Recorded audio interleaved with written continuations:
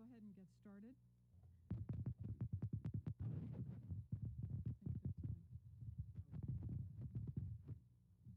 I don't think there's a microphone. Is it working? It's not working. I can hear you. Oh, can you hear me, Miriam? Yes, I can hear you. Well, we'll go ahead and get started. I call to order the meeting of the Manassas Park governing body for July 21st, 2020. First, we have our usual statement. Per the General Assembly's approval, amendments to the biennial budget, the governing body may now meet electronically without a quorum actually assembled in a single location and without the in-person governing body members voting on the participation of those who are remoting in. The following benchmarks for the meeting this evening have been met.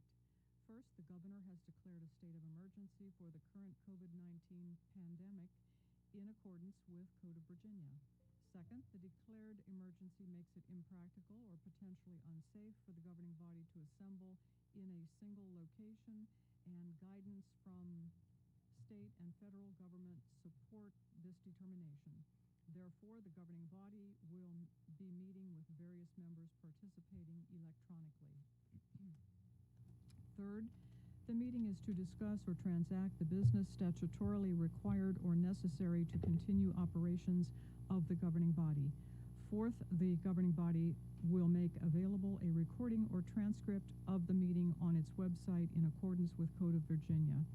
Fifth, notice has been and will continue to be provided to the public using available methods. Lastly, we have made and will continue to make the arrangements for public access through electronic means, including the ability to comment. Those participating electronically are Councilmember Miriam Machado, Councilmember Hector Sendejas, Councilmember Alana Mensing.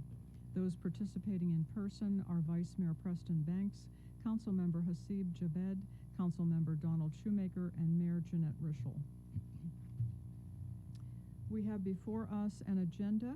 City Attorney has indicated there's a closed item. Did you want to state the purpose, City Attorney? Just consultation with City Attorney. Okay. I beg your pardon? Paragraph 8. Do we have a motion to approve the agenda? So moved. Second. All in favor? Aye. Aye. Aye. Aye. Opposed? Abstained? Motion carries. We have an agenda. Please join us in a moment of silence. And Vice Mayor Banks, would you lead us in the pledge?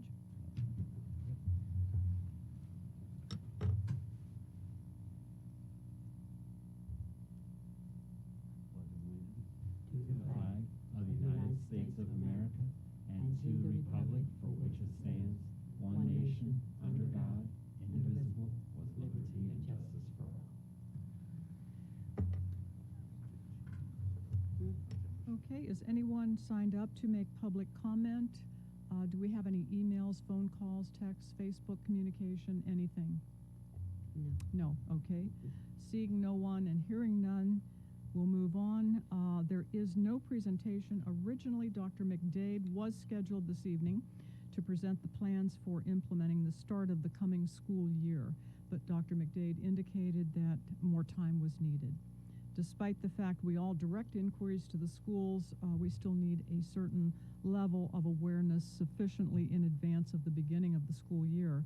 So with that in mind, I'm calling a special meeting for Tuesday evening, August 4th, and Dr. McDade has indicated that he will be present and be able to present that evening. This should give all of us enough time to think of questions. Okay, we have no recognitions. Moving on to consent agenda. Consent agenda consists of the approval of the minutes of June 9th, June 16th, and June 23rd, 2020. Do we have a motion to approve? So moved. Second. All in favor? Aye. Aye. Aye. Okay. All opposed? Abstained? Motion carries. I just want to make, just for the record, you've Yes. gotten the. Yes. I said 2 corrections ahead of time to Lana. Yes. Okay. Yeah. Thank you. We saw them. Yeah. Okay. Moving on to unfinished business. Grants Program Support 90-day trial. Good evening, members of the governing body. This is a follow-up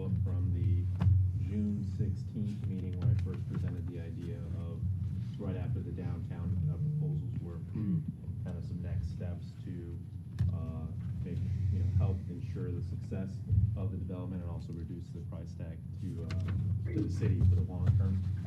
Where does this go to? It goes to. That's Randy, I can tell, that's Randy. Randy, can you hear me? Can you mute your mic, please? Goes to, you know how stuff I made the bonanza?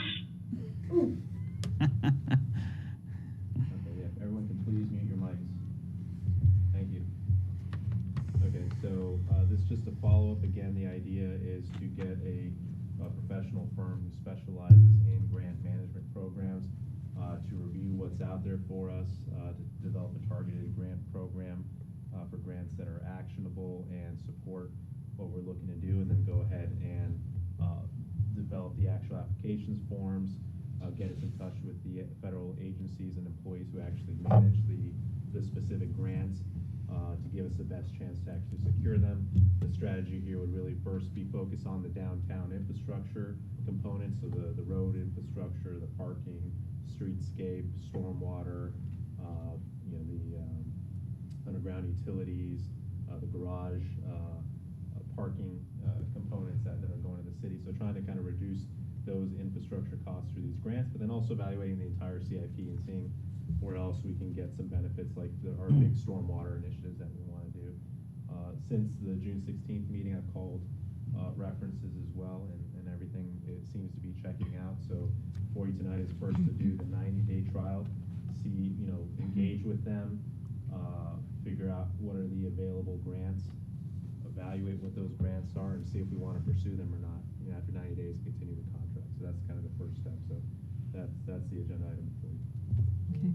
Laszlo, thank you for asking them for the grid. That's much appreciated. And that's a generic kind of example. Right. They'll meet with us and see kind of what are our specific requirements. So Okay. they just want to send kind of the format of what it looks like. Yeah, no, this is helpful. Since there can be substantial restrictions placed on the receipt of federal funds, do you think it's advisable to add a category to the grid that describes the restrictions that kick in once we've received and used grant funding? I think that's a great idea because having received some federal grants before, there's usually some Strings attached, and, right? Procurement regulations once you accept those funding. So I think that's a good extra column for them to add to inform us Right. what are the strings attached. Yeah, that would be very Sometimes informative things for. are so burdensome that it's just not worth it. Like Right. unless it's a significant amount of money that you're getting. Right, that would be very helpful for staff.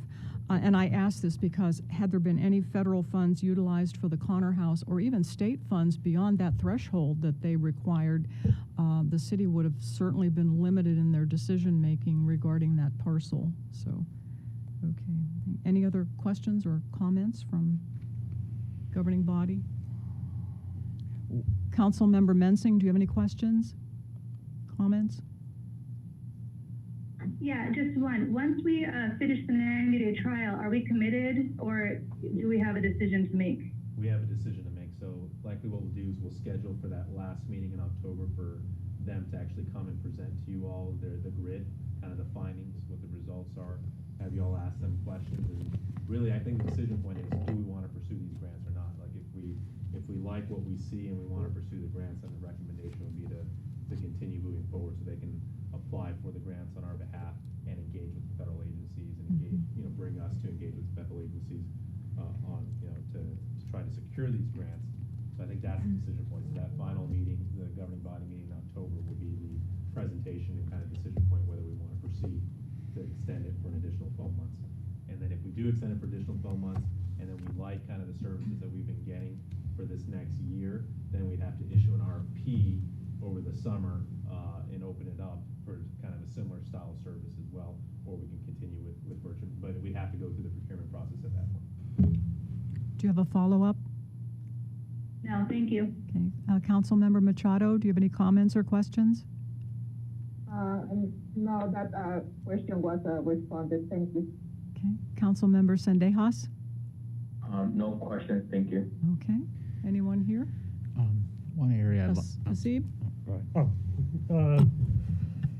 So they don't offer like a free consultation type thing? Because after 90 days, if we don't decide to move, we're going to waste 19,000, or not waste, but we would have thrown that down the drain, I guess. You could look look at it that way, but I would see it as we did our due diligence to see what was available, so that, you know, in the future when we get, well, why don't you pursue a federal grant? Well, we looked at the options and there was just nothing available Yeah. for us, right? So I would say we invested up front to do the full due diligence to see what are the opportunities, if any opportunities exist, and whether they're worth pursuing. And if they're not, then we have our answer. Anytime we're trying to fund something and the question is asked, well, why don't we pursue a grant? Right. We looked into it and there just wasn't any options. So I don't think it's a waste of money. No, I mean, not ways. I would figure that they would give us maybe consult charge free, and if we like their services, then go into a year agreement. You know what I'm saying? I don't Like- think anything happens for free. I mean, like a free consultation type thing. See if we like their services. I mean, I don't know if yeah. 3 months worth of. Can they even assess the situation in 90 days? Yeah, I think so. I mean, they do this for a lot of clients, so they know what's out there. They're based in Yeah. DC, so they're familiar with all the different federal agencies. So Yeah. really, it's engaging with us, seeing the specifics of our projects, and seeing which federal grants. And they have clients all over the country. Yeah, I saw that. Yeah. All Yeah. different references across the country as well. So Okay. yeah, I think it's well worth it just to answer the question, because we always have them. Well, are there grants available for certain things? We need to answer those questions. And residents do ask Yeah. now and then, did we pursue grants for this or that or whatever, yeah. Don? I was just going to bring up, excuse me, one of the things I was going to bring up was kind of in the review is paving, because that's a concern I hear, particularly on the west side, constantly. And I know that we only have X amount of dollars to work with.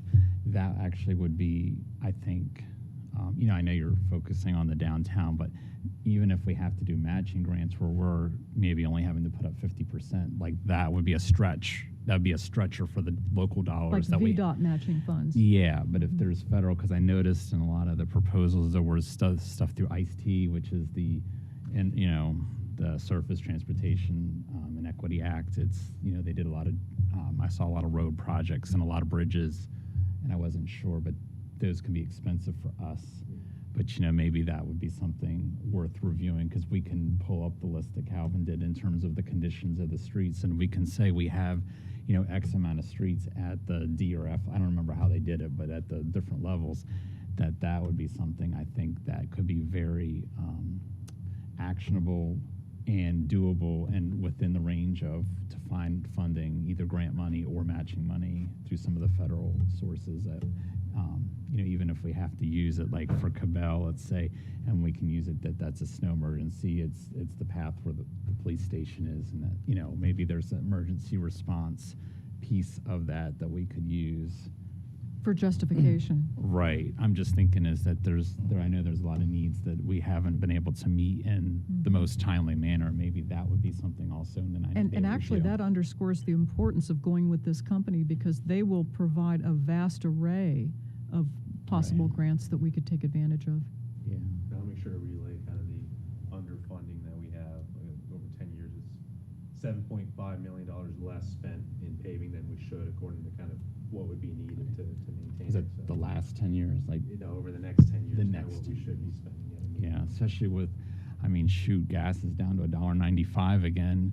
I don't see a rebound in gas tax revenue to any kind of historical, you know, average. It's well below average right now, and it doesn't look like it's going to recover next month, next week. It's may take years in terms of, so one of our funding sources, while the gas tax floor helps, you know, we're not going to see $4 a gallon gas anytime soon that would really pump a lot of money into those programs. Yeah. I think grant money, period, will become more and more important for everything. Yeah, absolutely. Okay. Did you have a question? Any other? Just one last one. Go ahead. The 80,000 for the year, is it unlimited grants underwriting? I'm assuming. Yeah, so it would be the Like multiple grants. So it's actually, I think it's a 15-month contract, so it's Yeah. the first 90 days plus the 12 months. And what it would be is, so they develop first what are the grants, and we decide what we want to pursue, and then they help us pursue that. Well, can we pursue multiple? Yeah, oh yeah. That's what I'm saying. Yeah, Absolutely. at the same time. Most of their clients pursue. With no extra charge though.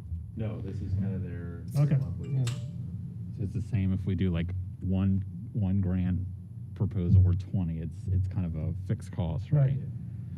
Okay.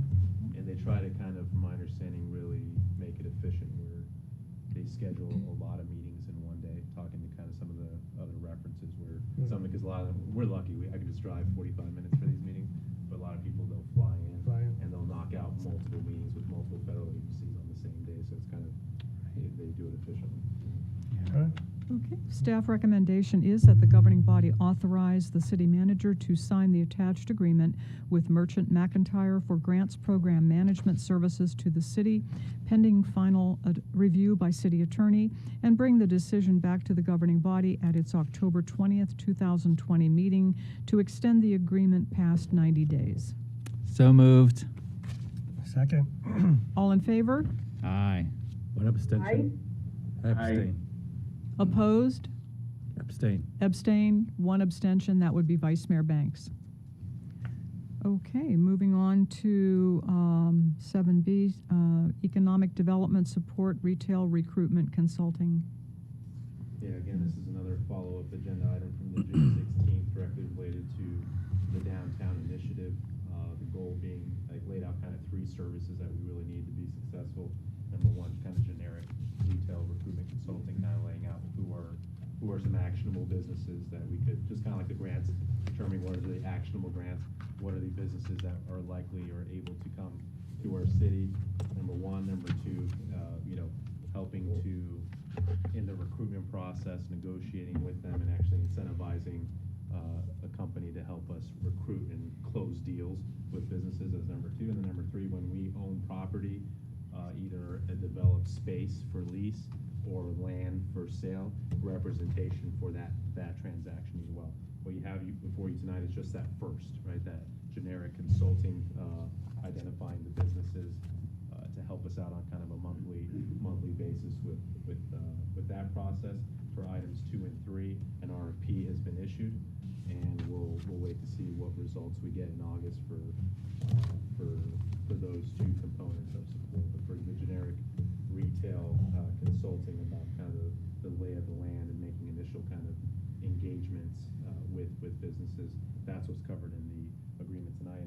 And that one, this is really pending final city attorney review, because I still need to work with Dean to kind of hash out the final. Okay. Councilmember Machado, do you have any comments or questions? Just a comment. I repeat that this is much needed so the downtown development and the businesses that come to the city are successful. We have a variety of businesses that all the citizens of Manassas Park will make a good use to having them here. Okay. Councilmember Sendejas, comments or questions? Yeah, I have a question about the consulting firms that focuses on retail recruitment. Is it typical for them to be based at a regional level, or are consulting firms typically national level? Yeah, there's multiple types of firms, right? There's the national level, the regional level, and then kind of the very local mom and pop level. The problem with what I've found with the national and regional, again, is just the pricing is a little bit too high, and especially the national brands, they're really focused on national chains. So, like, if we were doing Route 28 redevelopment and we had tons of land there, you'd probably want to pursue a national firm, right, for large scale to get the actual chains like the Targets of the world and all that. But for our downtown development, what we would be looking more for are local, small businesses, regional businesses, and that's what the local retail recruitment firms do a better job of, is understanding who are the small businesses in our area that are looking to expand. Okay. Thank you. Do you have a follow-up on that? No follow-up. Thank you. No follow-up, okay. Councilmember Mensing? Just a comment. I really was very impressed by these people and their enthusiasm and confidence for our city center, and I'm really excited that they are also local, so they really know the area and what we need here. So I'm very supportive. Thank you. Okay. Just to let you all know, they're actually helping me with the negotiations with across the street for the parking agreement. We had another call this morning, so we're still actively renegotiating the ground lease parking. Oh, okay. That's good. Vice Mayor Banks? So, Lasso, they're on, it's 5-year contract, right? Yeah, so it's structured like most of ours, so it's 1 year, and then we can keep extending them for an additional 4 years. Okay. And when you talk about small businesses looking to expand, is it just in this region area, or is it statewide, or what? It can actually be both. Remember, the theater, it's statewide, so they're Right. in the southeast, they're expanding up to Richmond, and then their, next logical step is Northern Virginia. Unfortunately, Hampton Roads is getting beaten up right now by COVID-19, so that's a little worrisome for that business. But mainly, I would say regional, local, like Northern Virginia, even DC metropolitan area businesses that want to expand. Okay. Do you have a follow-up? You're looking just for like retail commercial, right? My first priority is going to be restaurant and bars. I think retail was under assault even before COVID-19. Yeah. But restaurants, kind of dining, I know everyone's still freaking out right now, but there's been pandemics in the past. Humans are social. We'll go back to that. There's always going to be the desire for social experience. Again, maybe not in the far future when AI and virtual reality kind of replaces things. I don't think we're there yet. I like the thinking, though. Yeah. But that's the logical kind of next step for humanity. But until that time, we're still very social. Gosh, I hope not. I think. What's that? I hope not. Yeah, it's just that's where things are Yeah. looking like the new reality. But dining establishments, entertainment, that's really, remember, there's a lot of retail in our region already. Right? When we looked at kind of the analytics, you have neighboring Liberia Avenue already, right? So we want to distinguish ourselves as a destination place for dining and entertainment. So that'll be the first target, is going to be restaurants, bars, things like that. However, it doesn't mean we won't look at retail establishments who are specific as well. So we'll look at kind of all the above. Okay. Okay. Follow-up? No? Councilmember Javed? Yeah, I guess I have one concern is the representation part of it. I don't know how there's not gonna be a conflict of interest between the tenant and us.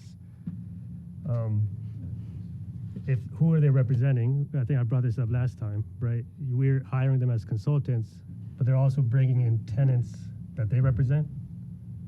So whose best interests are they gonna be looking out for? So that's my only concern. Yeah, if they represent if they're paid by that business, Right. that's also. So it's yeah. dual representation, basically. So are they looking out for best interest for the tenant, for the city, who's getting the better deal? Yeah. That's my only concern. And But I mean, you have that with a lot of these firms where they're paid by a lot of these companies as well. I mean, I'm going to be a judge of whether this is in the interest of the city or not, as I've been with all the development. No, I'm sure you have Is this a good judgment, deal? So right? they'll bring us ideas. If I think it's a horrible deal, I'm not going to pursue it. So the city still has final right to say, what we want to do. So they can bring a deal forward. But again, everything's empty right now, so we can get this thing moving, even if the deals aren't the best in the world. Like if we actually get the restaurants and retail to show up, this is already successful. So I'm a little less concerned about it, especially because we're still driving the train.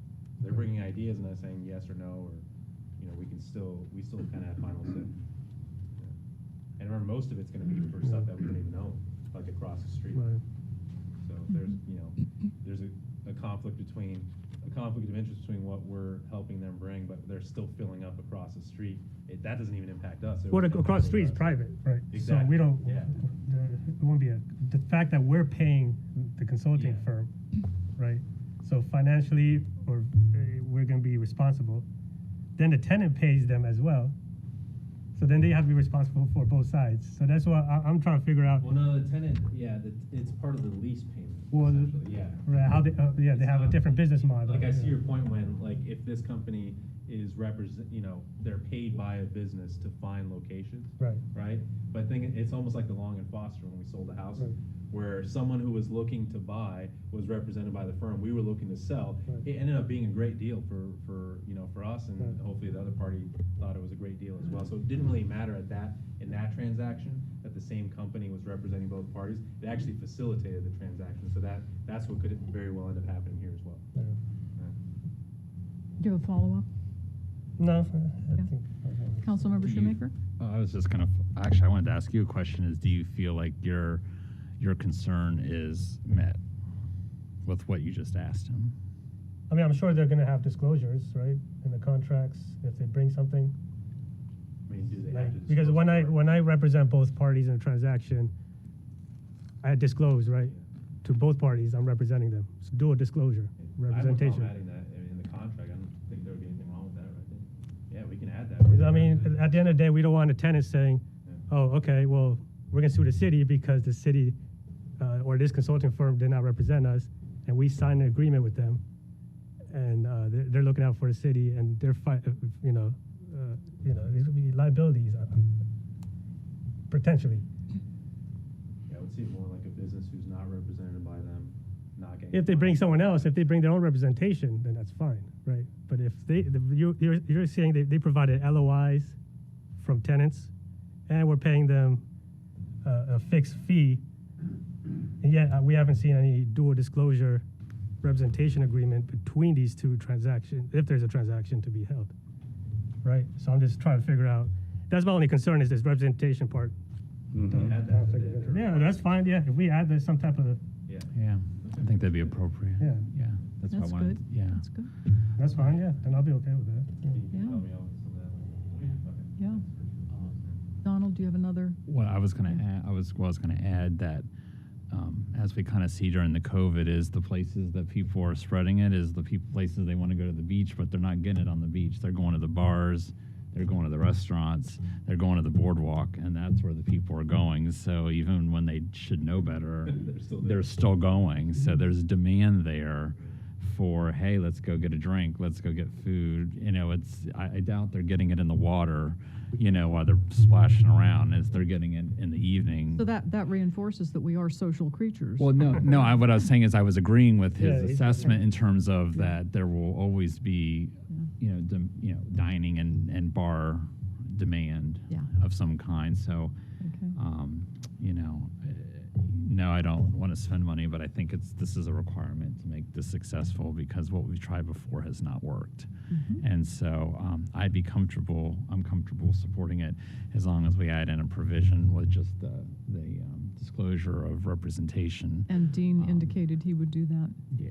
Do we need to change the staff recommendation, or will that be covered under final attorney review? You're correct, you want in there, so final The motion is that the governing body authorize the city manager to sign the attached agreement with HGIS LLC pending final city attorney review. So moved. Second, Second. All in favor? Aye. aye. Aye. Aye. All opposed? Abstained? Motion carries. Thank you. Okay, next is proposed meeting calendar schedule. This, I didn't make any changes from when I presented this to you all last month, except just, putting it in resolution format, for you all to adopt at this meeting, pending any changes you want. Okay, looks good. Any questions or comments? Councilmember Sendejas? No questions, thank you. Councilmember Mensing? No, thanks. Councilmember Machado? No question. Thank you. Vice Mayor Banks? Nope. No? No. Okay.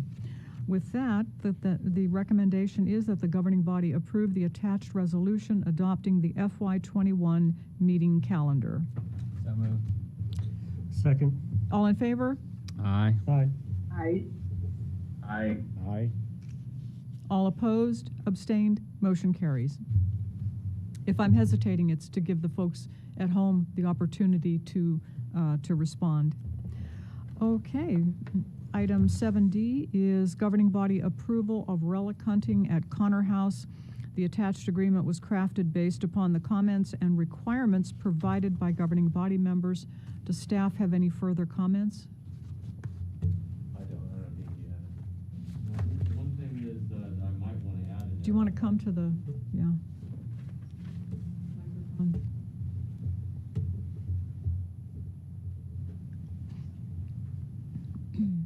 The one thing I might recommend adding is just that they use the equipment they put in their letter. because that's Mhm. not in the license agreement.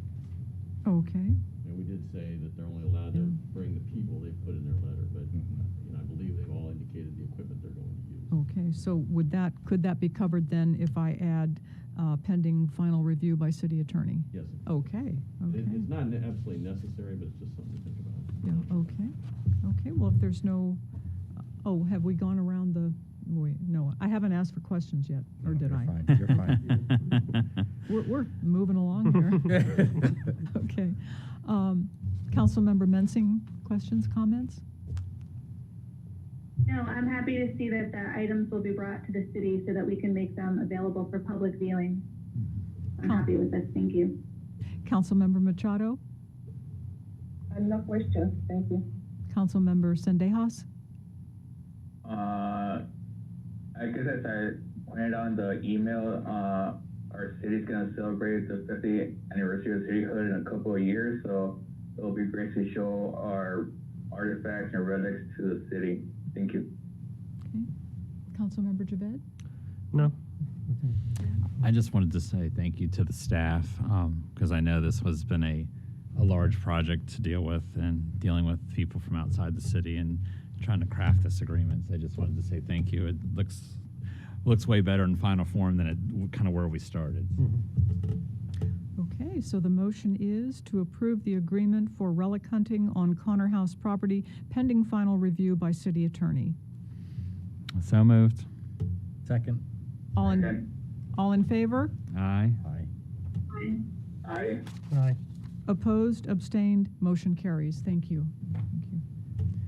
Okay, next is amendment to the FY 19-20 performance contract with CSB. The agenda item, we actually have a representative from the CSB, Ms. Lisa Madrone. Okay, is there a presentation or? Okay. Oh, well, you can answer questions. Okay, thank you, appreciate that.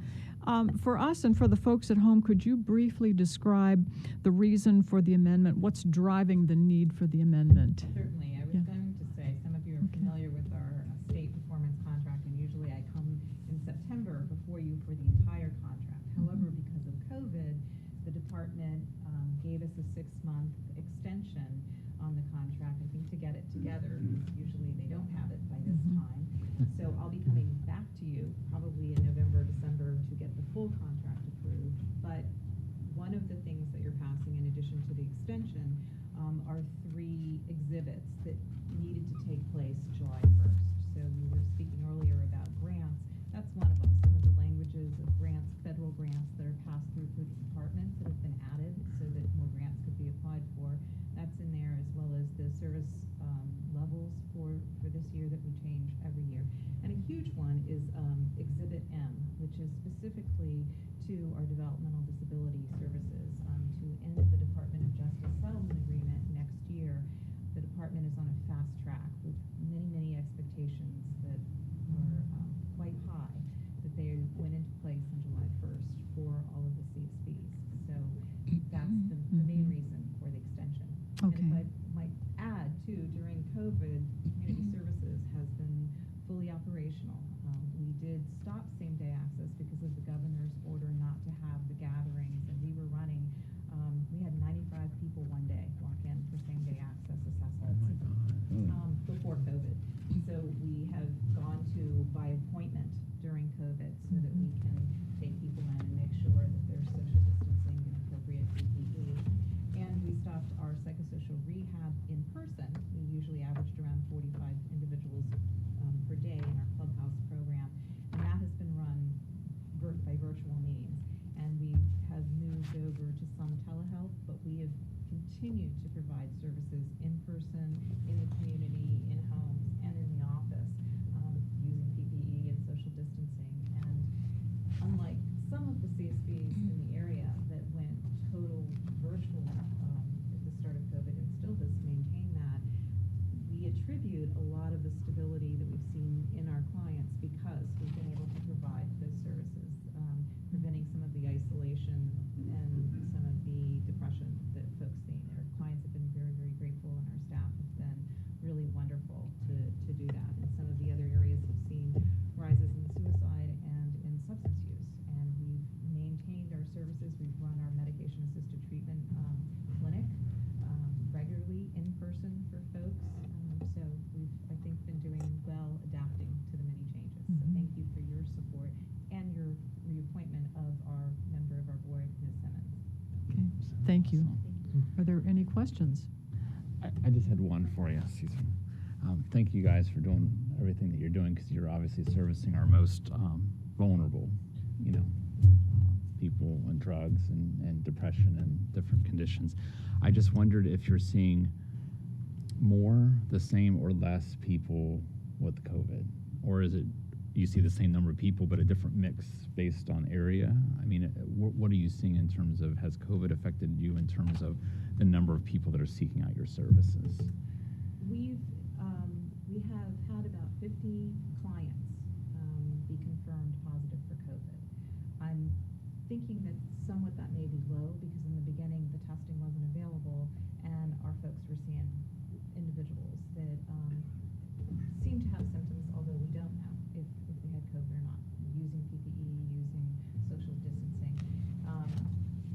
Our staff, I say this as I knock on wood, have not contracted that. So we've taken precautions if there's an attempted exposure and things like that. But so far our staff has been very, very healthy, and we haven't noticed it from a particular area. However, I will say that particularly our developmentally disabled individuals that are living in congregate living facilities, as you may be aware, there have been some outbreaks in some of those facilities, and we have lost some clients because they have died due to Okay.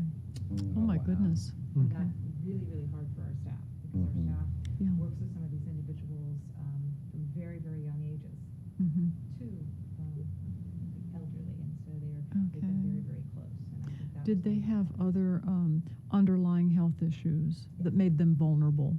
Okay, okay, thank you. So that some of them are living, like, say, in group home setting-ish, and would that increase their exposure? Is that what you're saying? Okay. Okay. Councilmember Javed? No questions. Okay. Thank you. Vice Mayor Banks? Thank you. Councilmember Sendejas, do you have any questions?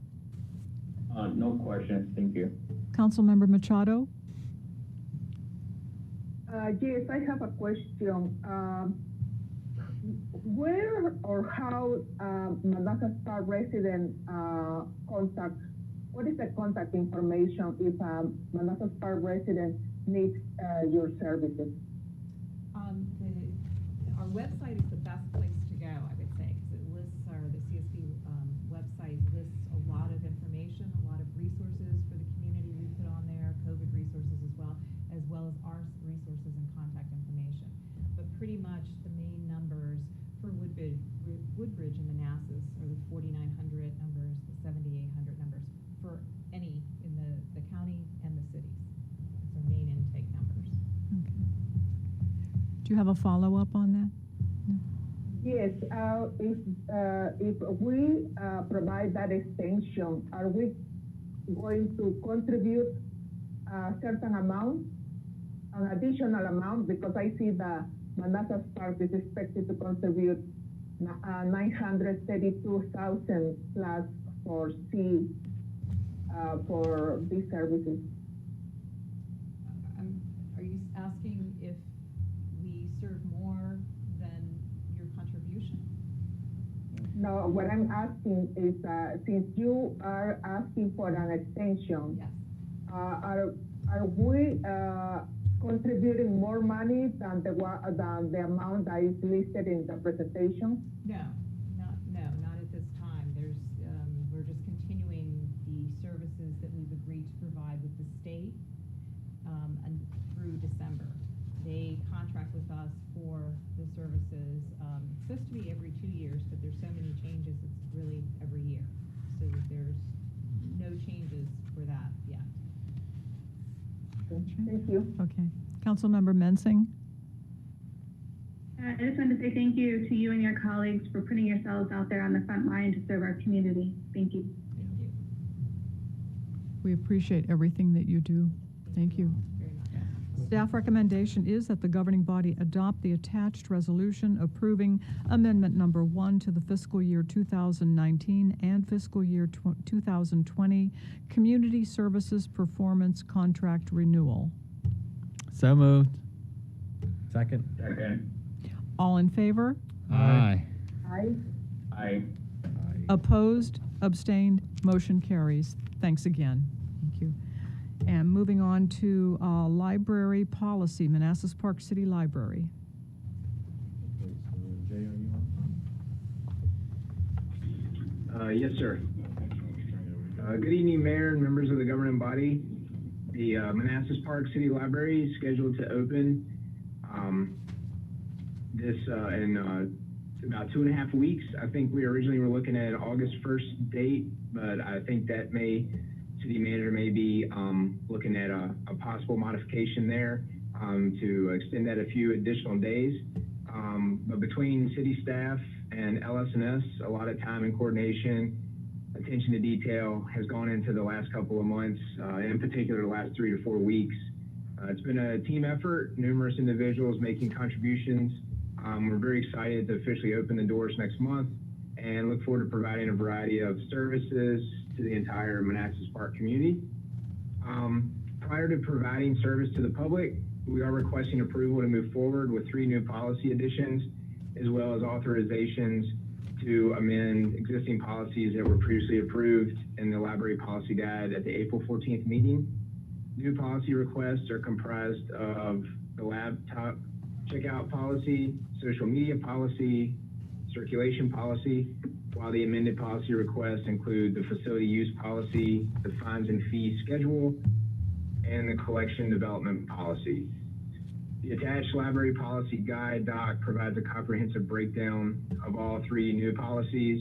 In addition, the document further expands on the existing policies via meeting room usage, laptop replacement fees, rental rates, and proper mechanism for the reconsideration of library materials.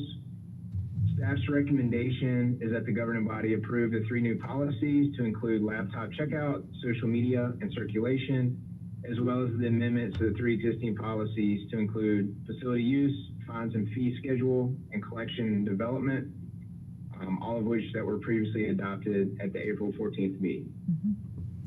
Thank you, Jay. We really appreciate everything that you and all staff members have done to make this library a reality. And I think we also need to thank the members of the Library Advisory Board. I know they're very committed. We have some very dedicated library users on our board. We have several librarians, professional librarians, so thank you to the Library Advisory Board. Let's start with Councilmember Mensing. Do you have any comments or questions?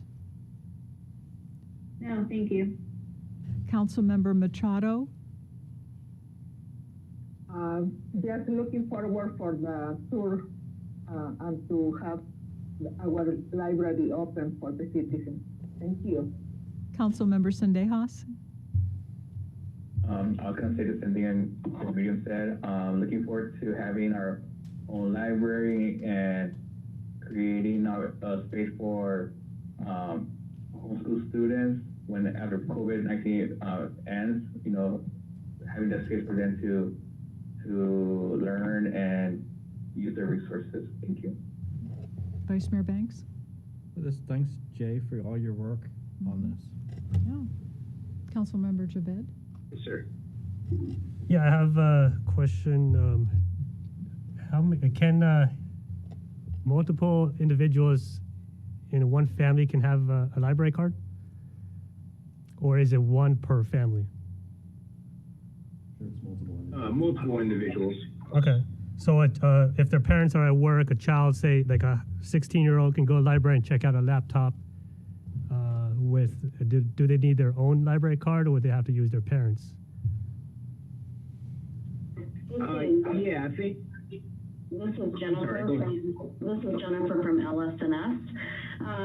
So yes, multiple family members can have cards, and as far as a child, anyone over 13 can have their parents sign a form to use a laptop.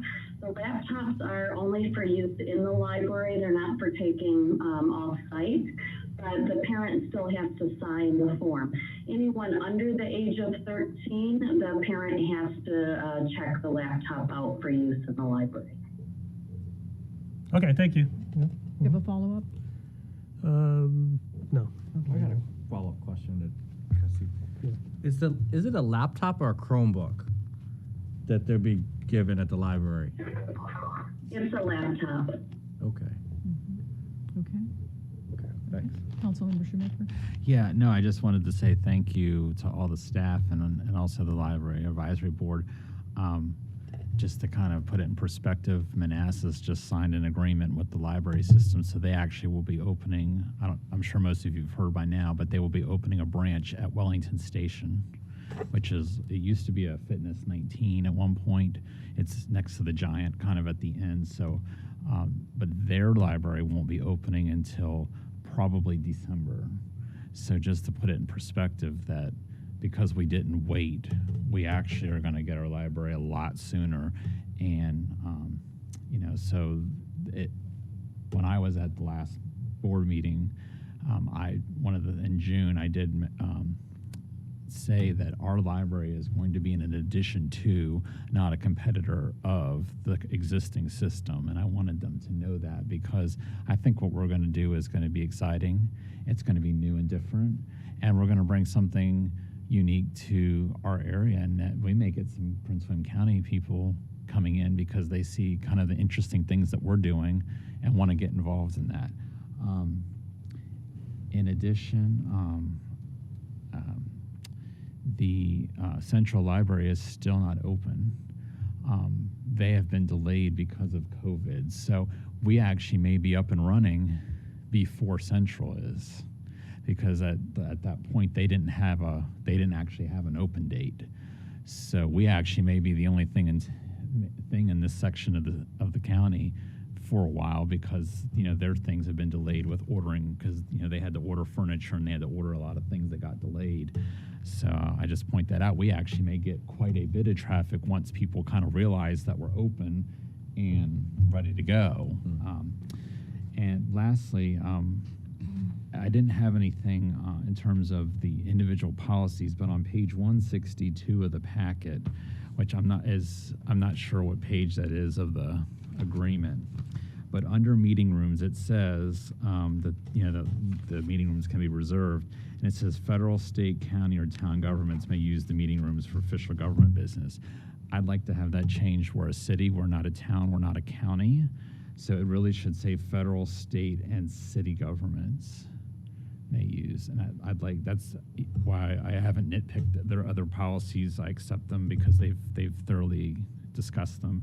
I believe that as a city we should have that language changed, and so that is the second line under meeting rooms. So are you saying to add city? I'm saying to have it read federal, state, or city governments. How about, well, suppose Occoquan wanted to hold an event with us, and they booked it, so then they would be a town. So, well, for official government business. Okay. Yeah. Okay. Well, the word that's city, just what I suggested. the word just city add has to city. be there because we are a city, and I feel very strongly about that. So. Are you okay with adding city? I mean, it's fine, even though I'm not sure why a town would do official government business not in their own town, but They don't have the space. Well, why would the state, for that matter? But yet if it's we were there. hosting them, like we do at the community center, And we could host, say, Occoquan.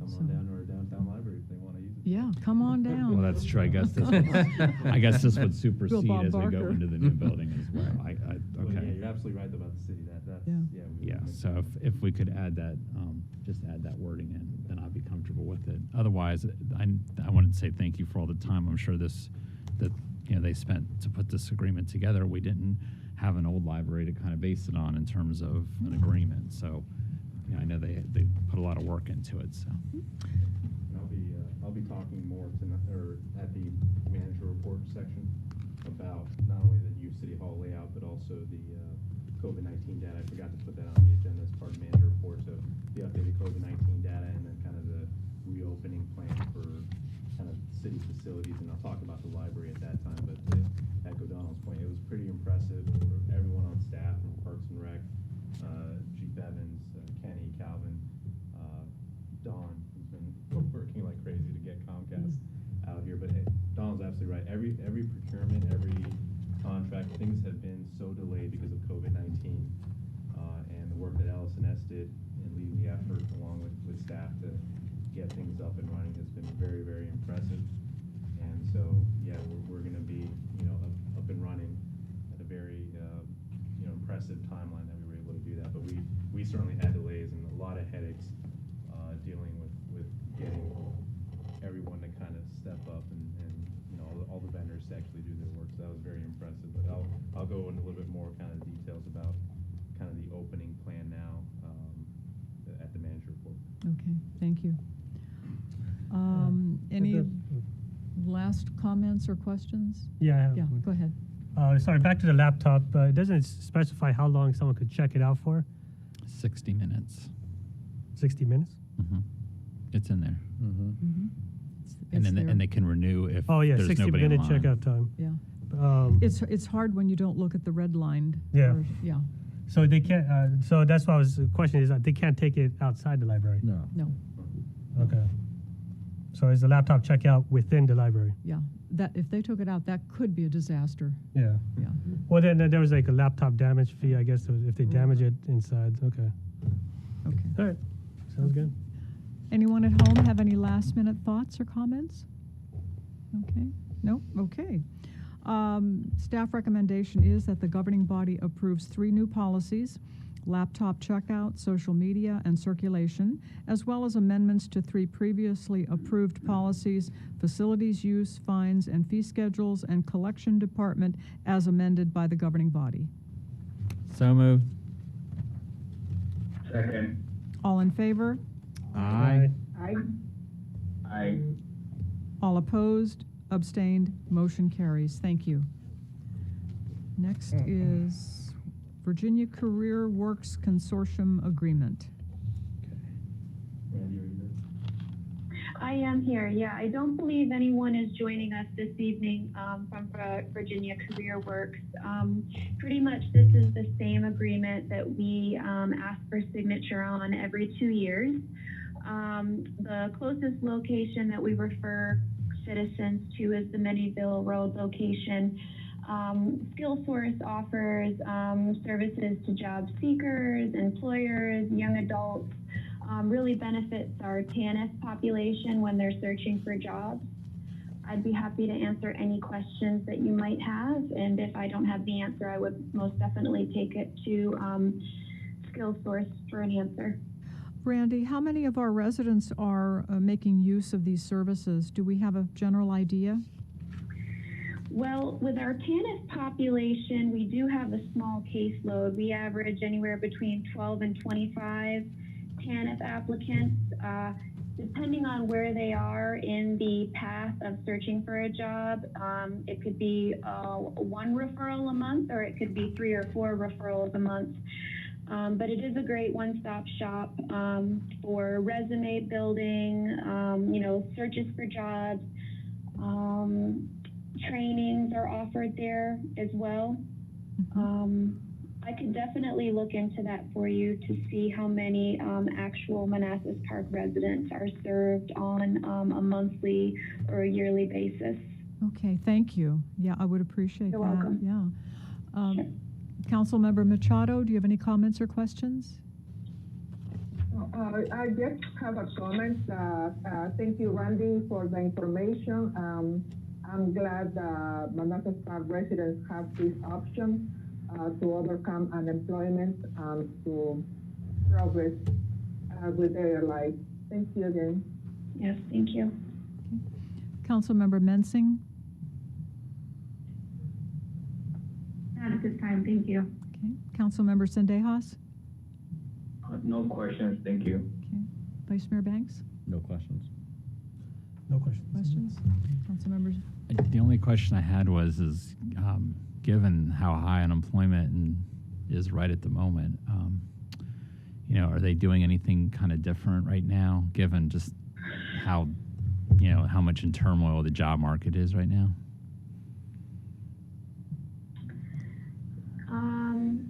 I'm not sure if they're doing anything special. I do know that on July 6th, they reopened the center by appointment.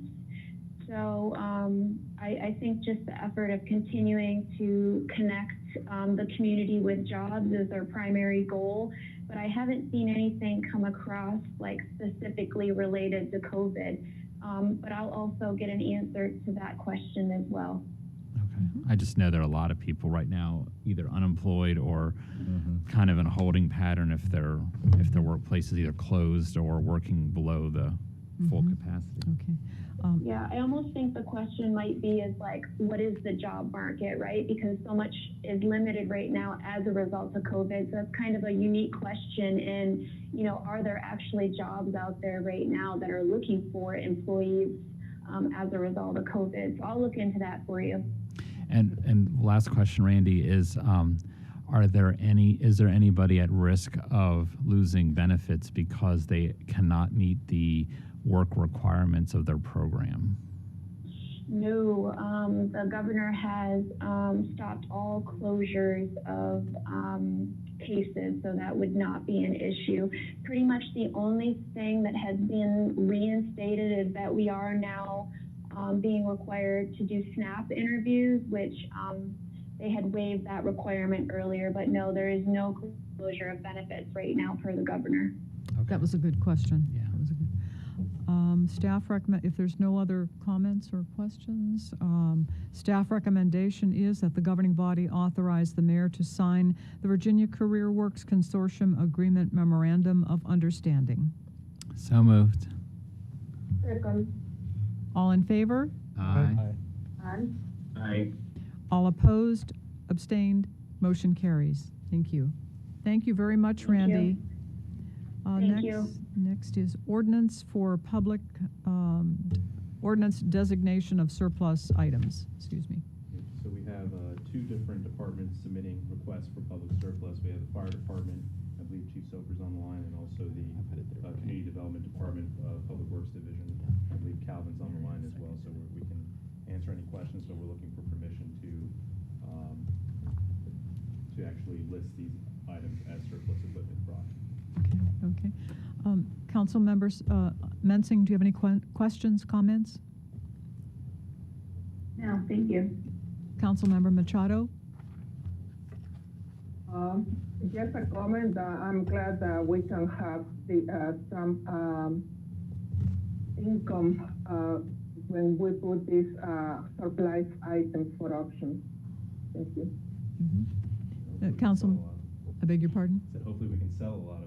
Yes, cross your fingers. Councilmember Sendejas?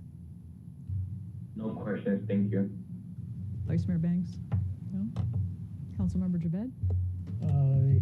Yeah, I had actually one question, might be for Chief Soper here. I was interested in, I guess it was the let me see if I find it here, the CPR training mannequin replaced with a computer controlled model. What, if you can explain what that, how is that, how does that work? Is that the old one? Yeah. The old CPR mannequins we have, they were taken out of date in the roughly around 2015 and replaced by a newer model that actually you can plug in an adapter to a monitor, and it monitors how deep you're going with your compressions, and it tells the instructor if the student is doing it correctly, and that's what's required by the American Heart Association these days in order to get certified. Okay. The old models used to have a little button where you push down to a certain depth and you hear a click. Yeah. I remember Okay. this. And replaced by. I see. That's how I learned. That's Do you how. have do you have a follow-up? Yeah, and then the other thing we're giving away is the hazmat spill, because we don't have a hazmat team or something like Correct. that. We do not have a hazmat team. Our hazmat team for the city of Manassas Park and the city of Manassas comes out of Prince William County. We actually put that trailer together back in the early 2000s, and we actually asked all of our local partners if they needed the supplies, and being that they were so old, they were kind of non-usable. Okay, so we're just getting rid of it because of the age, I guess, not because we're not using it. Yeah, the age and we just don't use them no more. Oh. We don't have the personnel to utilize this equipment any further. Yeah, Our hazmat team will come out of Princeton County. I see. Okay. Yeah, I was going to ask the same thing actually. It was whether we could. It might be better for us to barter with them, but maybe that almost sounds like a no, because it was kind of my same question. Is maybe we could take the supplies and actually barter them, and maybe it would be. Something else in return. Yeah, maybe it might actually come out better for us instead of trying to sell them. That maybe another department would actually give us something that we actually could use. Yeah, that's a good point. Yeah. But I don't. That might require extra staff time. Is it worth pursuing? I mean, is it like? I'm not sure I understand exactly the bartering. Well, like to Barter. take the stuff from the hazmat since we don't have one and try to trade it with another department to get some other equipment that we actually do use. Like the computerized mannequin.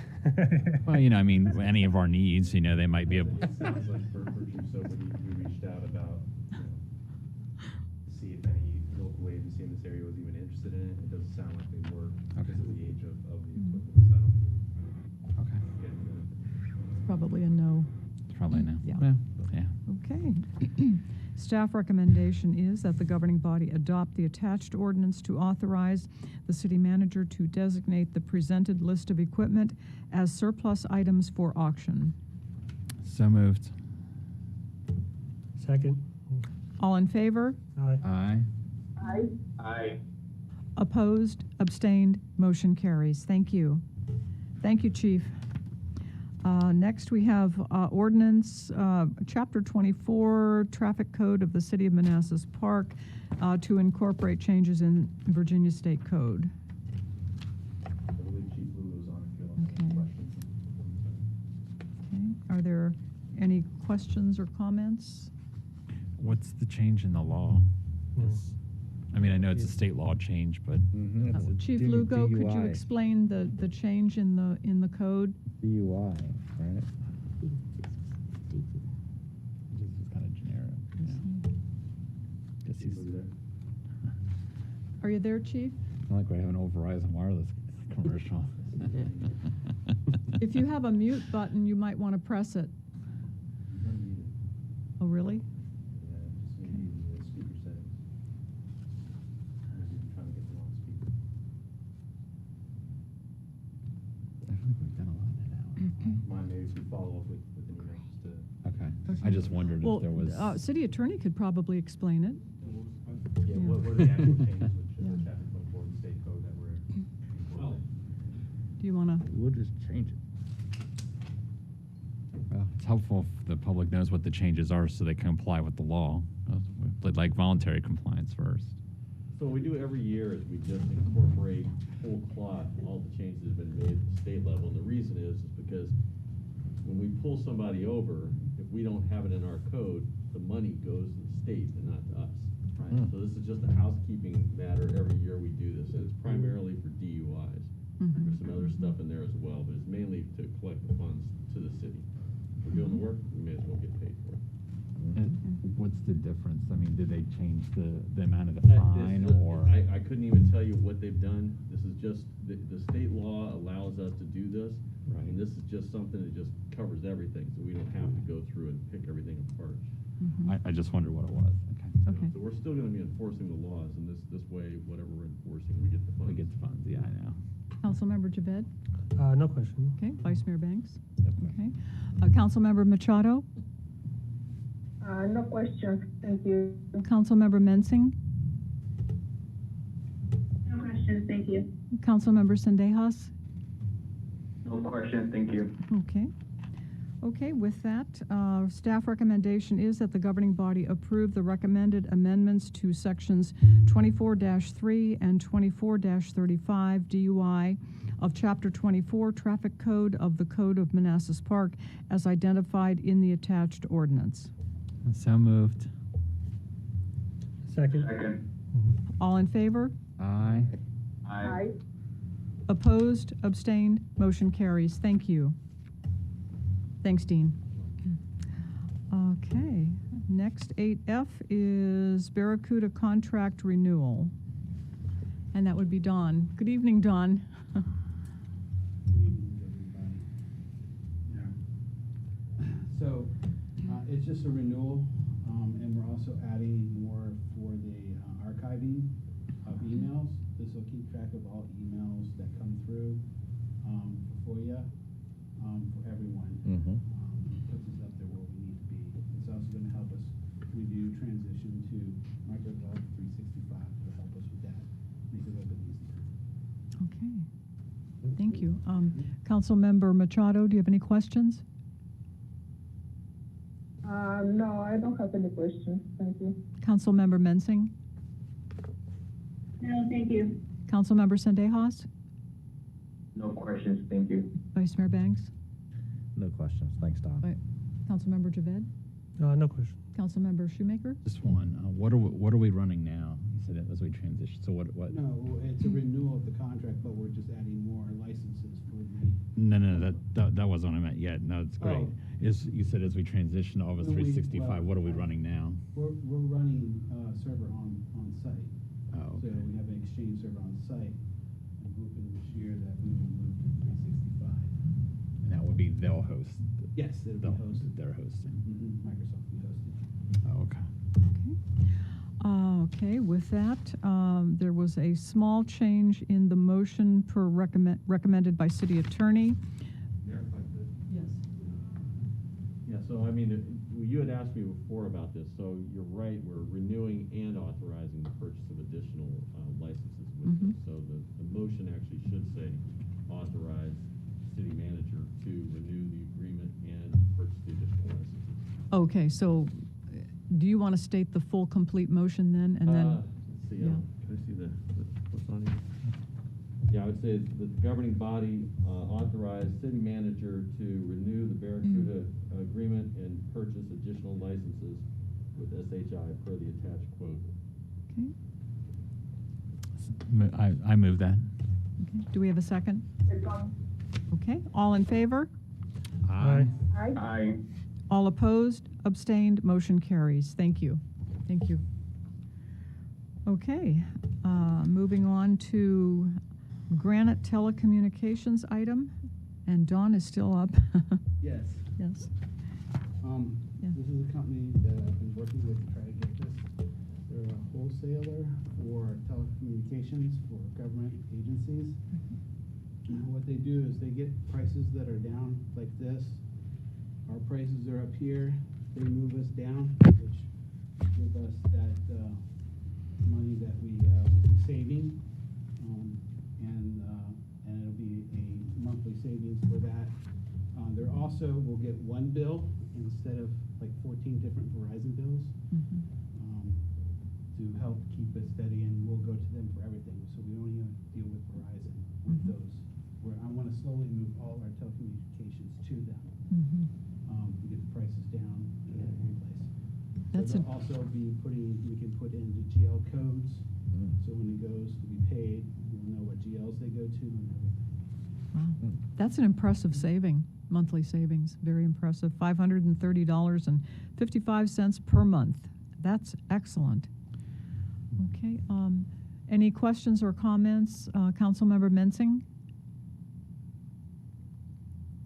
No, thank you. Councilmember Sendejas? No questions, thank you. Councilmember Machado? Just a comment. I just want to echo my thanks to for saving this amount of money in the monthly payment for the analog lines. This is great. Okay. Vice Mayor Banks? Thanks, No? Councilmember Jabed? Yeah, do they are they monitoring our security system too? Or what is? No, they're just doing the phones. I see. Yeah, the telephone. So right now, we just have them doing our analog lines, the fax lines, the lines that go, most of them don't change much, type thing, for like the elevator phone, anything that requires the analog line from Verizon, they'll take over that. And it's not a contract, it's a month to month. So if we decide we don't want to, we can change it. Oh, okay, okay. It's amazing the profit that telecommunications companies make. Yeah. Wow, okay. Make billions. Yes, they do. They really do. Yeah. I had 2 or 3 questions for you. How many of the phone lines does this set of lines represent for the city? It's 14, it's there. I mean, but like, how many lines does the city have total? Oh, that's all of the analog lines. We have 14 analog lines. Okay, and then do we have digital lines that are not represented? We do here? have some other that's not in there. I can't tell you off the top of my head what those are.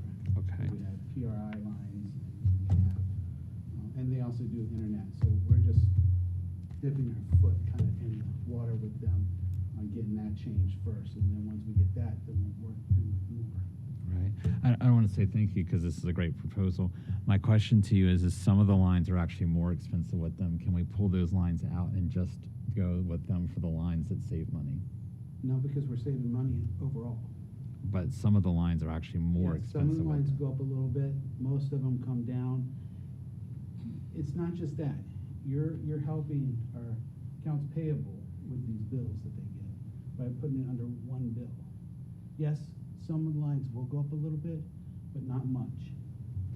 It's about an overall savings. Right. Right, overall. I'm just saying, why couldn't we save more by not paying more to them for There's some more of them? paperwork on our side for accounts payable to get those bills coming in. Mm-hmm. Departmental admin teams as well. Some of these go directly to them, they process it and send it to finance, we kind of centralize. Wouldn't that pay in? So we end up losing staff time.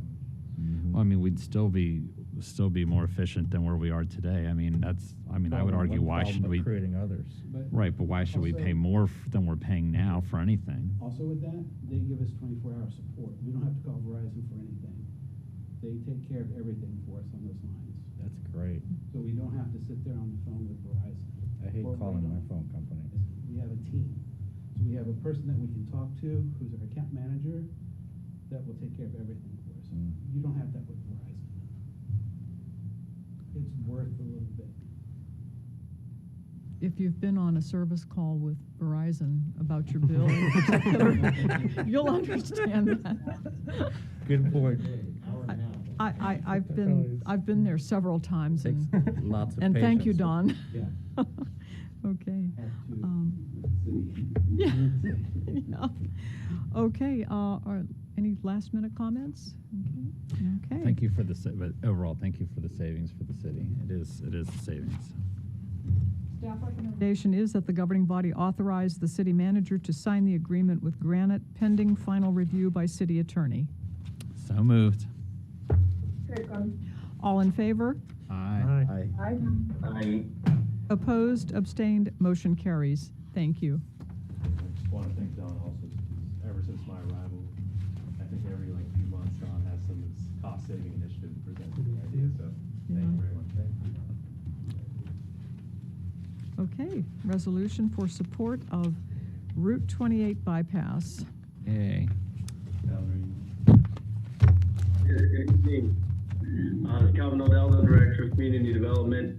As you know, the Route 28 bypass project has been moved into the NEPA phase, which is the environmental analysis and perhaps environmental mitigation phase. The preferred alignment, the one that scored the best with the technical committee and the one that was moved forward and presented to the elected officials in the region was alternative 2B. That is the one that essentially ties in with Old Centerville, slightly north of Parkland, and then intersects with Route 28, parallels Ordway for a while, and intersects with Route 28 just south of the Ordway-Compton intersection. That, as Prince William County moves into the final phases of trying to arrange construction funding and final design funding, they've asked all the regional stakeholders to provide resolutions of support for this alignment so that they can solidify their position with all their funding attempts. So the resolution before you is just that, showing that the City of Manassas Park supports alignment 2B and Prince William County's further efforts to design, analyze, design, and fund that project. So if there's any questions about the status of the project, I'd be happy to answer them. Thank you, Calvin. You know, I think this project in combination with Delegate Rome's initiative will make a big difference. I think it will reduce congestion. Another thing I personally think it has going for it is there's huge growth projected for the area by 2030 and even more by 2050. So if population growth in the area really outpaces the benefit achieved by these two initiatives, then the widening of Route 28 will still become like a fallback project. It will still be available to like the next generation of folks who have to make the decision. We don't have to make that now, but on down the line, there will be another generation of folks who have to make a decision about congestion. So this leaves the widening of 28 still available. So with that, are there any questions? Councilmember Sendejas? No questions, thank you. Councilmember Mensing? No questions. Councilmember Machado? I just have a comment. I support to adopt this resolution. We need to keep moving with this Route 28 project. As I just mentioned, Mayor, we have more population growth down the road. The future city councils will have to take other resolutions. So let's keep moving forward and support this. Mm-hmm. Thank you. Thank you. Our residents probably want us to support this too. Yeah. Vice Mayor Banks? Hey, Calvin, I have a question.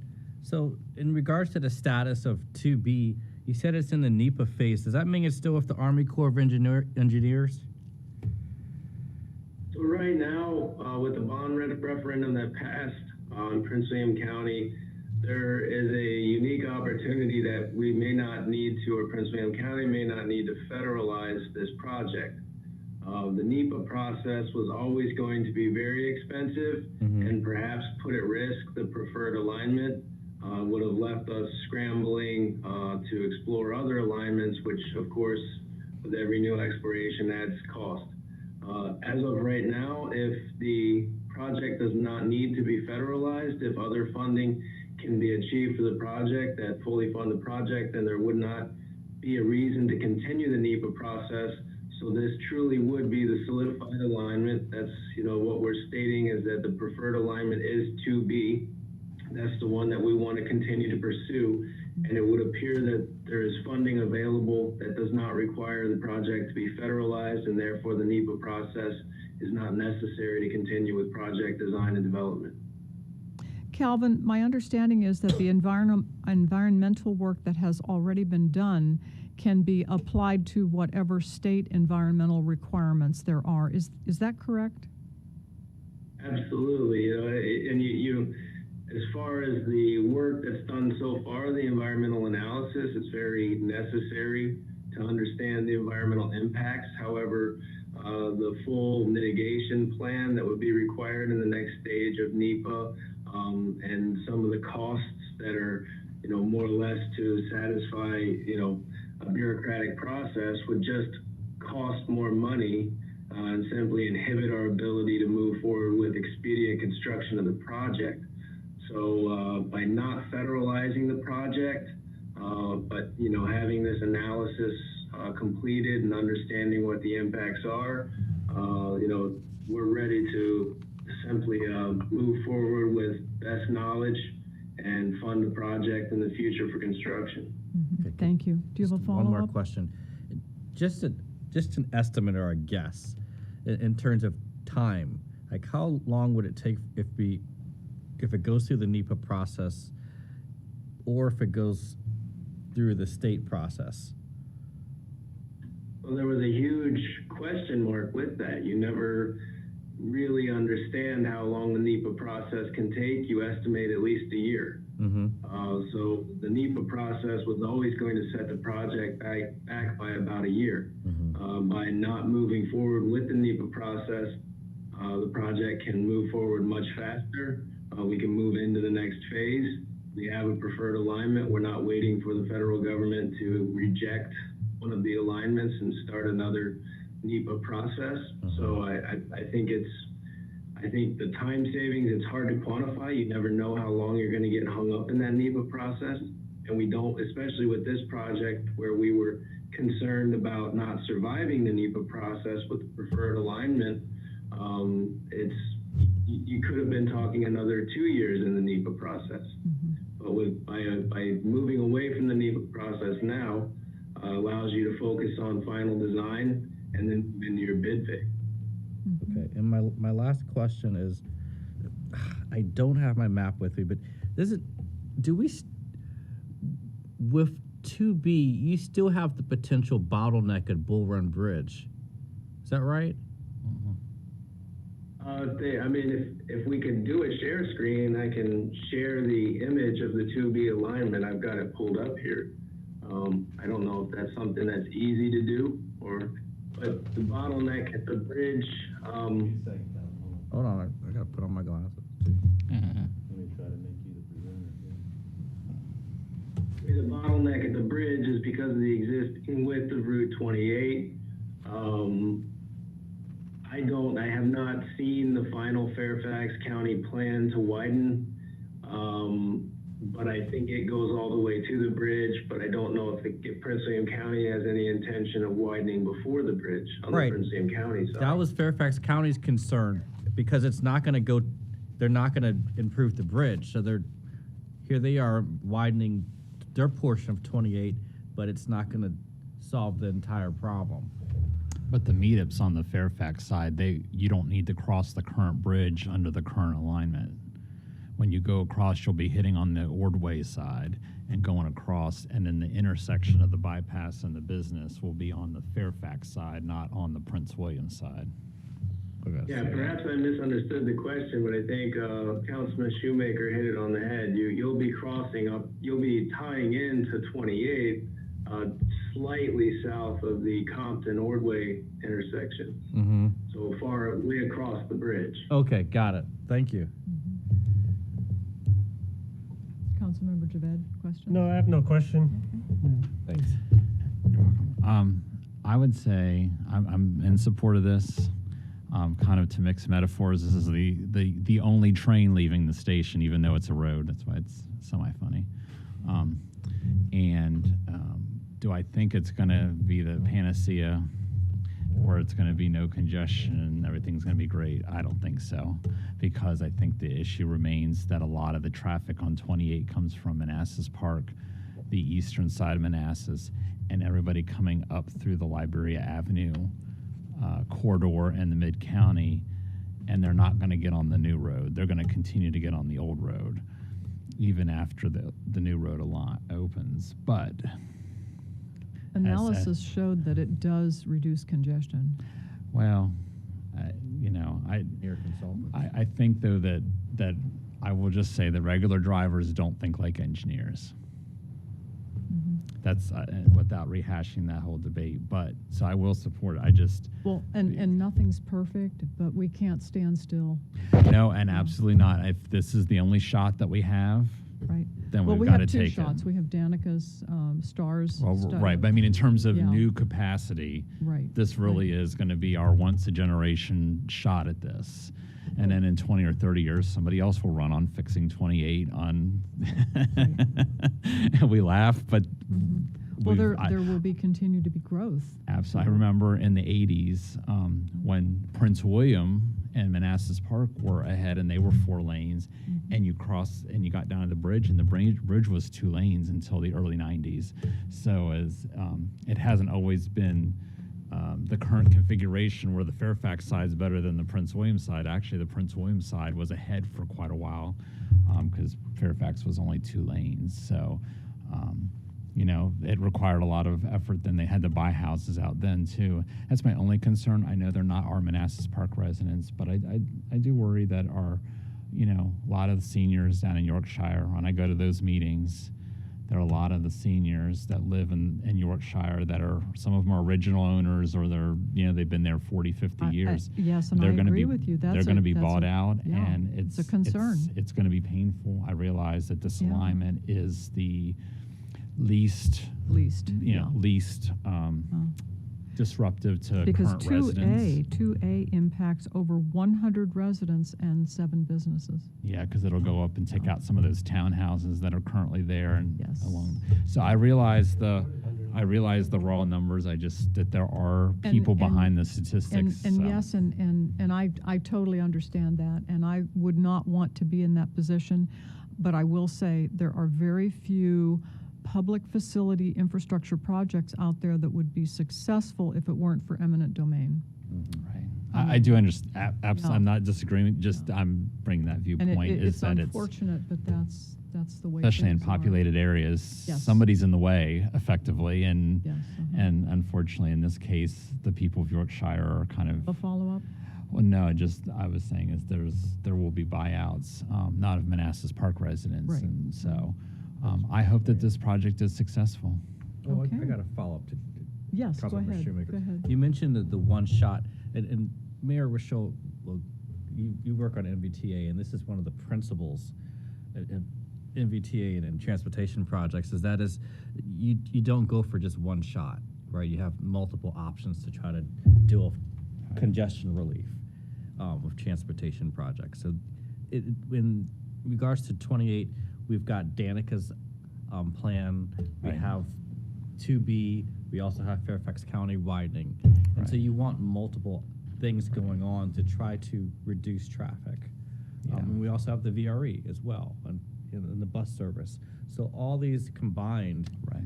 should provide some type of congestion relief in East 28. Yeah, I completely agree. I just wanted to say is that this will be the best shot at increased capacity, and what Danica's doing is awesome, but it doesn't give you more capacity. It just makes what's there more efficient. Well, it improves know. throughput. Right, but I which- mean, which it is gives, important, but it which- doesn't give you more lanes. It gives you the lanes that you do have, more people can get through. Right. But this will be the shot of Right. you actually get more and capacity. that is almost an equal criteria to enhanced capacity, because if you can take the same road and increase the throughput of people, Well, that's then true. that's less funding that you have to spend. Right. Yeah, so, Right. okay. Well, I think for our residents need to know that none of this project is directly in the city. We are very supportive. We're actually the first jurisdiction to pass this because Prince William took a pass this past week, and I believe Manassas has also not passed theirs yet, and I think that they will. So we are one of the first local Yeah, I think jurisdictions both to pass other this. localities will pass it in the end, and I think Manassas Park is very likely that it does not hesitate to get out front on issues if we think it's the right thing to do. Absolutely. And We hear it. I think this is the right thing to do. We all hear it from residents. Yeah. So with that, staff recommendation is for the governing body to adopt the resolution supporting Prince William County's Route 28 bypass alternative 2B as the preferred alignment for further analysis, design, and construction. So moved. Second. All in favor? All in favor? Aye. Aye. Aye. Opposed? Abstained? Motion carries. Thank you. Thank you, Calvin. Thanks, Calvin. Did we lose? Thank you. I'm still You're still what? I'm He Still sorry. has sharing the the next screen. item. He has the next item. Still Oh, I couldn't hear the word up, Calvin, sorry. Phase 2 plan review. Good evening again. So as the developer has submitted their site plan for phase 2 of the 8-acre development, that is the 110 unit apartment building with the 45,000 square foot office complex. As they have simultaneously submitted a building plan, we cannot issue permits for the building plans until the site plan is fully approved. But we can certainly begin the review process to help the developer expedite the project. We only have, of course, myself and a building inspector who is very busy right now to do any sort of plan review. These are especially the apartment building is a very large, complicated building. So there's a lot to consider in the review, and we don't want to try to rush a review and miss things, and we want a nice thorough review. So before you is a bit of a analysis. We reached out to numerous firms, I think 6 altogether, and we actually got bids back. I I think from 5 different firms. But it was a very extensive reach out that my permit technician did on this topic, and we got good response from everyone, so we know that we've explored all options. And as you can see, for the 2 combined reviews, and I remind you that these are all trades, so they're doing a comprehensive review of each one of these buildings to include structural, mechanical, electrical, and plumbing, and fire safety. The city plan review fee that is collected, the 35% of the total permit fee that is collected for the purpose of plan review exceeds the amount of the bid from Institute for Building Technology and Safety, which is really nice because that leaves a certain amount of money on the table to cover the fire marshal's time that he spends looking at the plans, to cover my time coordinating with these fine folks at IBTS, and also covers Rick's time in getting familiar with the plans throughout the review process. So this is a real win for the city. It is nice to have these bids come in at a level lower than what we're collecting, and to know that we're covering our costs. So seeing these numbers, staff recommendation is, of course, that we move forward with IBTS, because they can use a team of individuals who specialize in all the different trade areas to provide us with the most thorough review possible. And then building in a little bit of a contingency, if you will, planning on using some consultation hours. So as I look at IBTS's comments and get responses back from the actual developer, I'll need some consultation hours with IBTS to make sure that I understand their comments, that I understand the developer's response. So I'm building that into the staff's request for total expenditures on this item. So altogether, the IBTS estimate to review both buildings comes out to $21,140. I'm asking that we be allowed to spend up to $22,276 because there is a $142 an hour consultation fee in their proposal. But again, we are bringing in $27,361.88 in plan review fees, so this is essentially pass-through funding. Okay. Thank you, Calvin. Councilmember Machado, do you have any questions, comments? Just a comment that I'm very happy to hear that you're looking for professional support, so we do this project in the correct form. Thank you. Thank you. Councilmember Mensing? No questions, thank you. Councilmember Sendejas? No questions, thank you. Okay. Vice Mayor Banks? No. Councilmember Javed? Councilmember Shoemaker? The only question I had is what gets charged to the developer? $27,361.88. Yes. Okay, good. Thank you. Okay.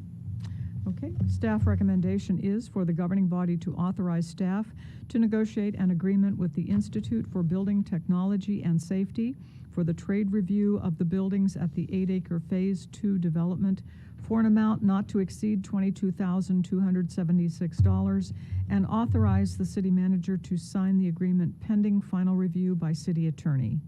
So moved. So moved. Do we have a second? Second. Okay. All in favor? Aye. Aye. All opposed? Abstained? Motion carries. Thank you, Calvin. Thank you. Okay, ordinance for angled parking. So the purpose of this item, again, is not to take action tonight. That's why we didn't draft an ordinance. It's really just to open up discussion. As a reminder, back in the fall of 2019, we did a pretty comprehensive presentation, which I attached to my memo here, just as a reminder of what was discussed back in the fall of, the history of the code. So section 2448 that discusses kind of parallel parking, section 24-49, which then gives that discretion to allow for angled parking, and what that process was, and then we specifically adopted a resolution that evening. You all voted on a resolution that evening, which I also attached the resolution at the end of my memo as well, just as a reminder for what was discussed that evening to exempt 5 cul-de-sacs from the enforcement, which we had done I think a week prior to that meeting, just to kind of give time to evaluate the situation. So that resolution exists. That's kind of your all's direction to us, the city staff and the police department, to not ticket residents who are doing angled parking or perpendicular parking at these 5 specific courts. The question was brought up about codifying this, and I just want to make it clear, even if we change the city code, that doesn't bind a future governing body. A future governing body could simply change it in another direction. So I think residents need to understand that you guys can't kind of take away future legislative authority of future governing bodies on this code, but nevertheless, it may still be a good idea if we want to amend the code to kind of make things a little bit more clear. So I came up with a simple recommended change that I think would allow for, would give us as staff the kind of flexibility to continue to not enforce on these specific cul-de-sacs because of the lack of driveway and garage options. I know Councilmember Mensing received some questions over the weekend. I can certainly answer those questions, or I can first take your all's questions before I go to those questions, however you want to handle it. But this is really intended for discussion, get your ideas on what other edits you would want to make to section 24-49. Again, section 24-49 is kind of the exemption clause for section 24-48, which requires parallel parking in the direction of traffic only. This is kind of saying, well, it can be exempted through the public interest if it so requires, but it doesn't really define what public interest is. So I added that extra clause. Well, when if there's no parking, there's no driveways, no garage options, what are people to do? But again, we still need the opinion, the evaluation from all 3 public safety directors, community development, police, and fire, since there's components of that decision that impacts all 3, get their recommendations, and then kind of balance that and then make a ultimate decision. I know certainly if they want to secure this via code for those 5 cul-de-sacs, we can either just list those cul-de-sacs, which I don't recommend, because I don't think we want to purposely state, announce that we have this exemption, and that VDOT doesn't look kindly on this exemption, so I'll leave it at that. But if we strictly say the city manager shall, under these circumstances, well, then that would bind us to not enforce for those 5 specific, because they meet that criteria. So I think that would probably be a better way to do it than actually list out the specific cul-de-sacs that you all may want to exempt. So since VDOT's not crazy about it, just want to confirm for the public record that we're not going to lose any VDOT funding over this. They can certainly investigate, and if they determine that we're not, they could take that specific, that area of the cul-de-sac out. Will they do that? It's not likely. I mean, it's something we talked about extensively back in the fall when we were evaluating this kind of risk levels. But we certainly, again, just like for a lot of policies, we don't want to actively advertise things that could lead to future issues. But it's very unlikely that they would. Okay.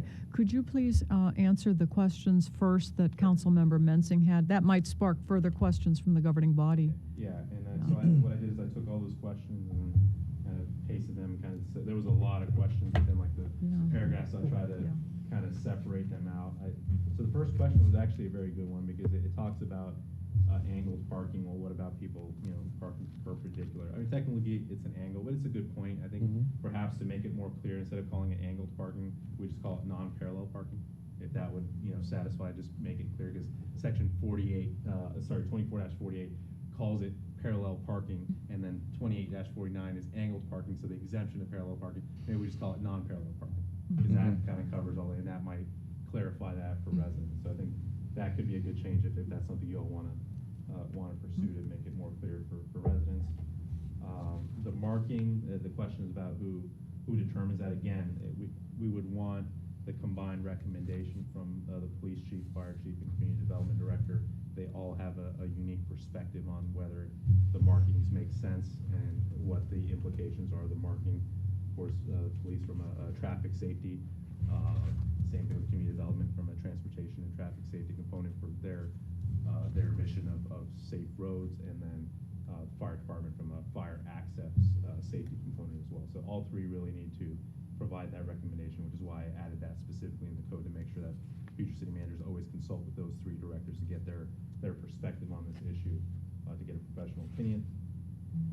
Will there be a record of said determination? Again, we really don't want to actively advertise, but certainly our GIS would be updated to signify that police don't take it in this area, and then the police would have a mechanism, a list held by them for not to take it for those specific cul-de-sacs, but it's not something we want to actively advertise on our website that these cul-de-sacs are exempt. So if once a decision is made, is it persistent? I mean, depends how we craft the language. Again, and there was multiple questions like this about ensuring that it gets, it's done in perpetuity. We really can't do that, because again, as I start off this presentation, a future governing body can just say, no, we don't want any perpendicular parking anywhere, and that's what staff is going to do. So we can't, say that a future governing body won't do that. So there's no real way to kind of permanently lock this in. This is just the actions of what we'll do while we have, while I'm city manager, while you all are governing body, what we do. But there's no real way to kind of permanently make that a solution. And then, yeah, so what steps, again, are required to roll it back? Depends how we're going to craft it, but if we specifically put those specific clauses about kind of the lack of driveway, the lack of garages, as long as those things persist, we wouldn't roll those, the moratorium on enforcement back as long as those things exist. And then, they're concerned about the lack of notification to people. I mean, we certainly again don't want to advertise it, but we've already made clear those 5 cul-de-sacs, so I think that those residents understand, and this wouldn't change that reality. It would just kind of lock that in, at least from code, without directly calling them out. But certainly if we get the question, we should certainly let them know about this as we engage with the community. The question was why replace city manager or the chief of police with the city manager? Again, that goes to my earlier point. I think there's kind of like a lack of understanding of kind of how local government works, but it's not just the police department that has an interest in how these things are governed against. Fire department is probably number one because of fire access.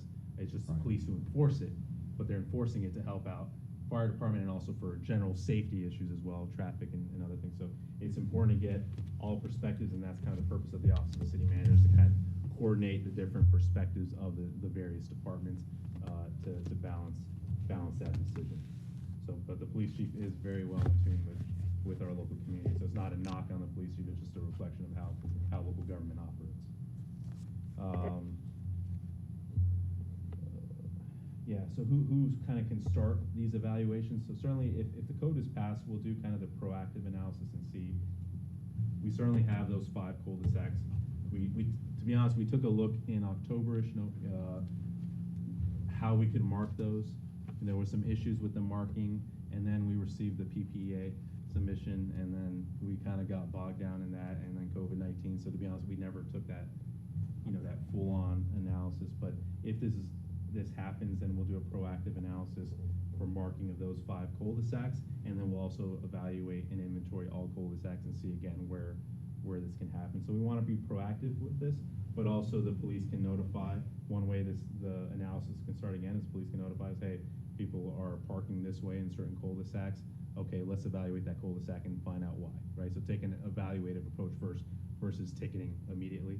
So that'd be kind of one approach. And then, of course, there was multiple follow-up questions that the resident had about the evaluation process, about whether it can come from the governing body, from residents. Yes to all. Like, so you guys can say, hey, can you please look at this specific cul-de-sac, and we'll do that. We'll go ahead and evaluate it and see what makes sense. The same thing, residents can certainly petition us to evaluate a cul-de-sac. So the answer is kind of a yes to all means. We're going to be proactive though at first and kind of evaluate the different cul-de-sacs to see which ones are eligible and which ones can be marked, if they can be marked. There's a lot of problems with kind of marking with fire access and driveway access or walkway access as well. So, when we looked at it initially, it was very, very hard to figure out how to actually mark these cul-de-sacs, and just some of these just made more sense just to allow residents to kind of Yeah, figure let out them as they figure it park. out. Yeah. It's Right. not, again, not the ideal situation for what the fire department would want, but the way that these developments came out without the parking options, we understand kind of the concerns with residents about the lack of parking options.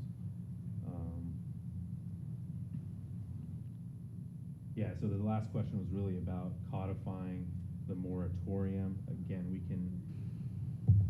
I think my language does that, but again, if we want to make it even stronger, we can say that the city manager shall, right,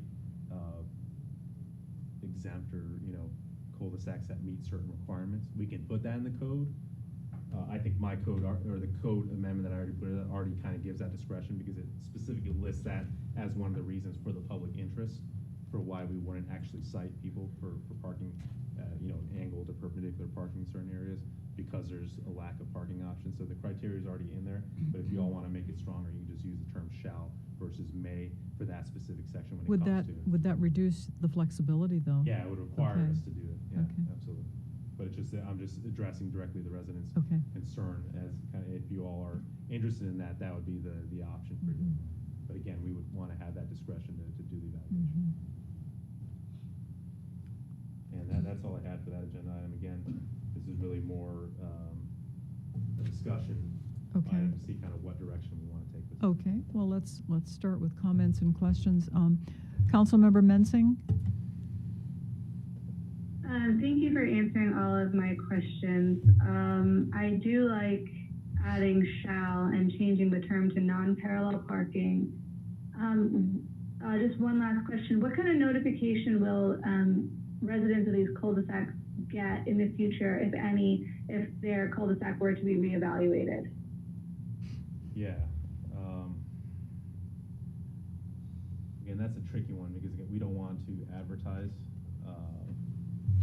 Certainly where there can be marking. So if we evaluate that people are illegally parking in a cul-de-sac and we determine, okay, they actually have a legitimate reason for doing so in interest, in the public interest for the current code, we would try to mark it. So clearly if it's marked, then we know that via the markings, it's authorized. Other than that, I hesitate to put up signs. Like, again, advertising, we can certainly try to put, flyers maybe as a way to just kind of let people know that we evaluated the cul-de-sacs.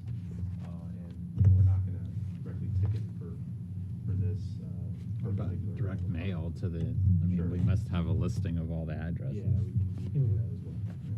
Let me ask you a question. If we were to use the word shall instead of may, would it be city manager shall evaluate or shall take action? No, so it would be, so the first part in the, when in the public interest may, right? I would still keep the may language. That gives city manager, police chief, fire chief, community development director, kind of that evaluation criteria. But then specifically in situations where, there's lack of driveway and garage parking options, the city manager shall at that point kind of provide, for angled parking.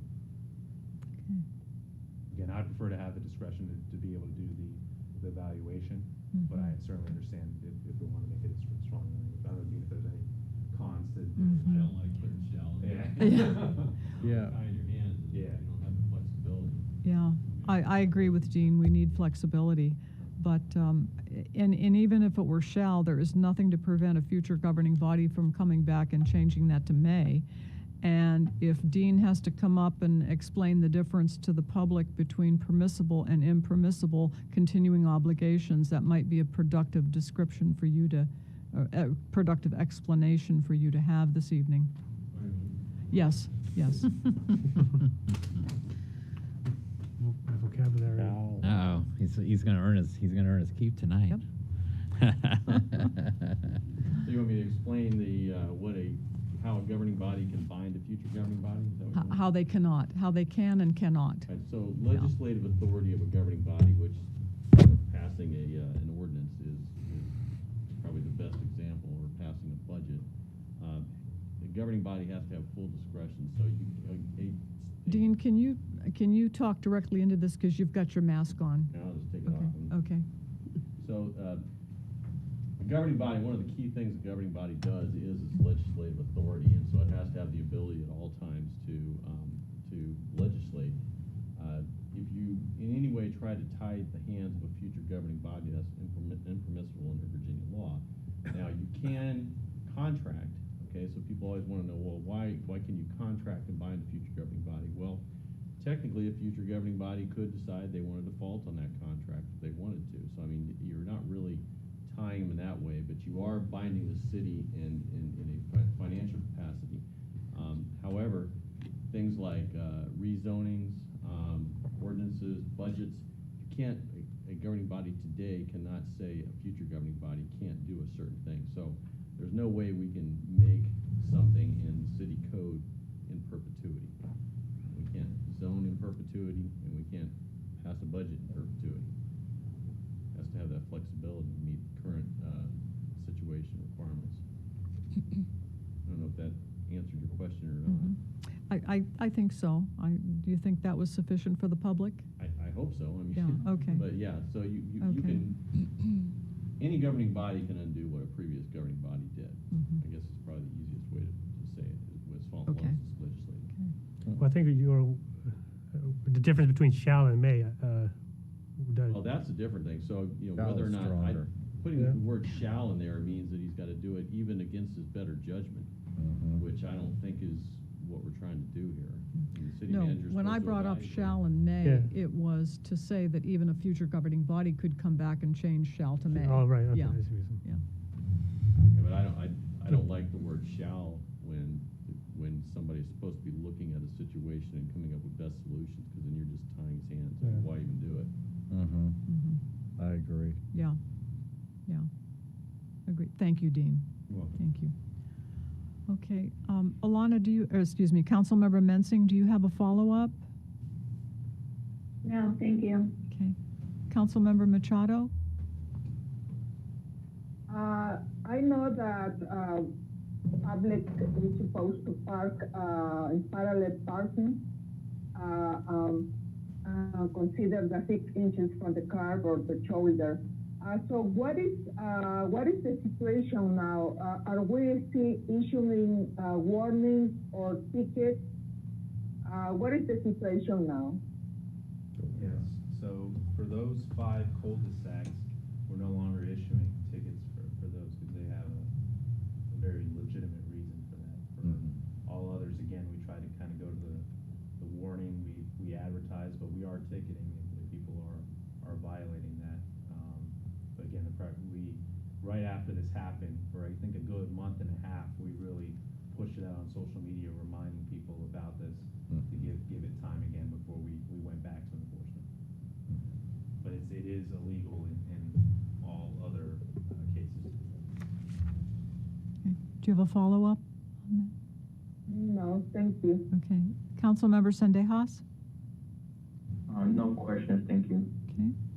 Vice Mayor Banks? I mean, thanks for answering all the questions, and I like the may and the non-parallel parking. So, yeah, thank you. Councilmember Javed? Yeah, I got no question. Okay. Councilmember Shoemaker?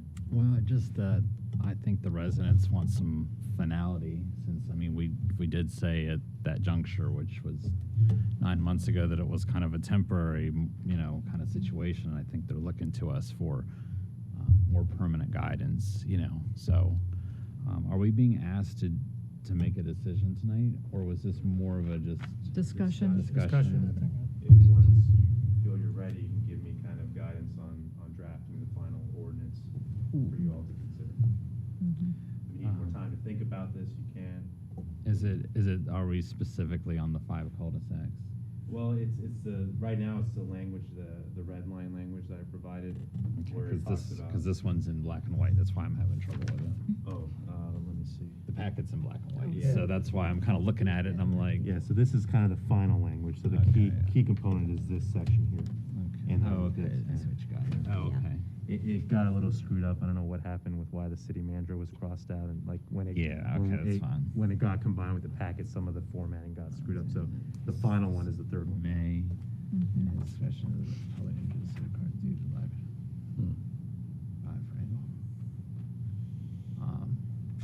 So, for instance, if we were to say, let's approve this tonight, this would start the process for your evaluation, your formal evaluation. I haven't drafted an ordinance yet for you all to to consider. I think it would be probably more appropriate we come back the next meeting with an actual ordinance drafted if you like this language. So it was really to kind of discuss it and see kind of what else we need to discuss, how much time you guys need to think about this. I mean, and I realize we don't want to make VDOT mad, but the reality is what kind of criteria would we have to contort ourselves into to try to get these 5 and only these 5 cul-de-sacs to qualify? I think the language that I put in there is Well, I the mean, reason why we did the it. red line language? Well, the due to the lack of driveway and garage parking options. Well, I don't think we're contorting ourselves. I mean, that's not specific. It's not. Because the other cul-de-sacs in the city could say, we don't have driveways, lack of. But it's so generic. Does one house lack a driveway? How about half the people in the cul-de-sac? How about 80%? With all due respect, I think that language is not. If You can put a percentage. It's Well, I still think at our it's- discretion. It's Correct. still at our. Exactly. So I don't think it's clear because you could make an argument. I don't see how. I mean, we evaluated most of them. You say Most what's of the them had what's the driveways. definition of lack of driveway? and vice versa, not be having a careful. driveway. That's what You he said. may- I think Driveways at all, right? Right. No driveways in that cul-de-sac. Well, no, there could be some. Yeah, because for Sure, yeah, instance, some of on these had like maybe 1 out of like Yoast, I believe had 2 out of 7. correct. Yeah, some of them Jenkins had- had like So if we 2 out want of to create a 7. percentage, but then again, that's more limiting, right? I'm just saying though, is under this definition, all of them could qualify, and they I don't could, think- no, I don't and think they that's could true. get they No. could get a good lawyer to argue that they qualify. there are I cul-de-sacs mean, we could be litigated on Because this. there are cul-de-sacs that every house has a driveway, so that they would not qualify for this. These I mean, on the new side, yes. No, even on the old side. these aren't prerequisites, right? These are just The west side. conditions. Okay, that's a big difference, and it's still at our discretion.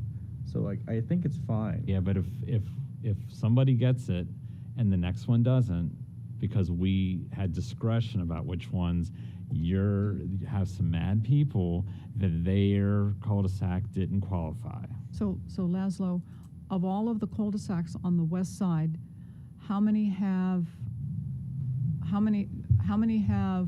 driveways for each of the homes, and how many cul-de-sacs have, say, for example, one home without a driveway? It's been a while since we literally drove around and looked at all of them, but from my recollection, a majority of the cul-de-sacs had this scenario where every single house had a driveway or garage. Okay. There was one situation where it was like a tiny little driveway, but it was like a garage was there for parking vehicles, so they had Mhm. that as well. There was only a handful where there was missing driveways and missing garages on multiple. Okay. And so those would be the cul-de-sacs that this would apply Correct. to? And Okay. potentially, to Donald's point, Yeah. where maybe this needs to be sharpened, if there's a cul-de-sac where one house doesn't have any driveways, but the rest of them do, Mhm.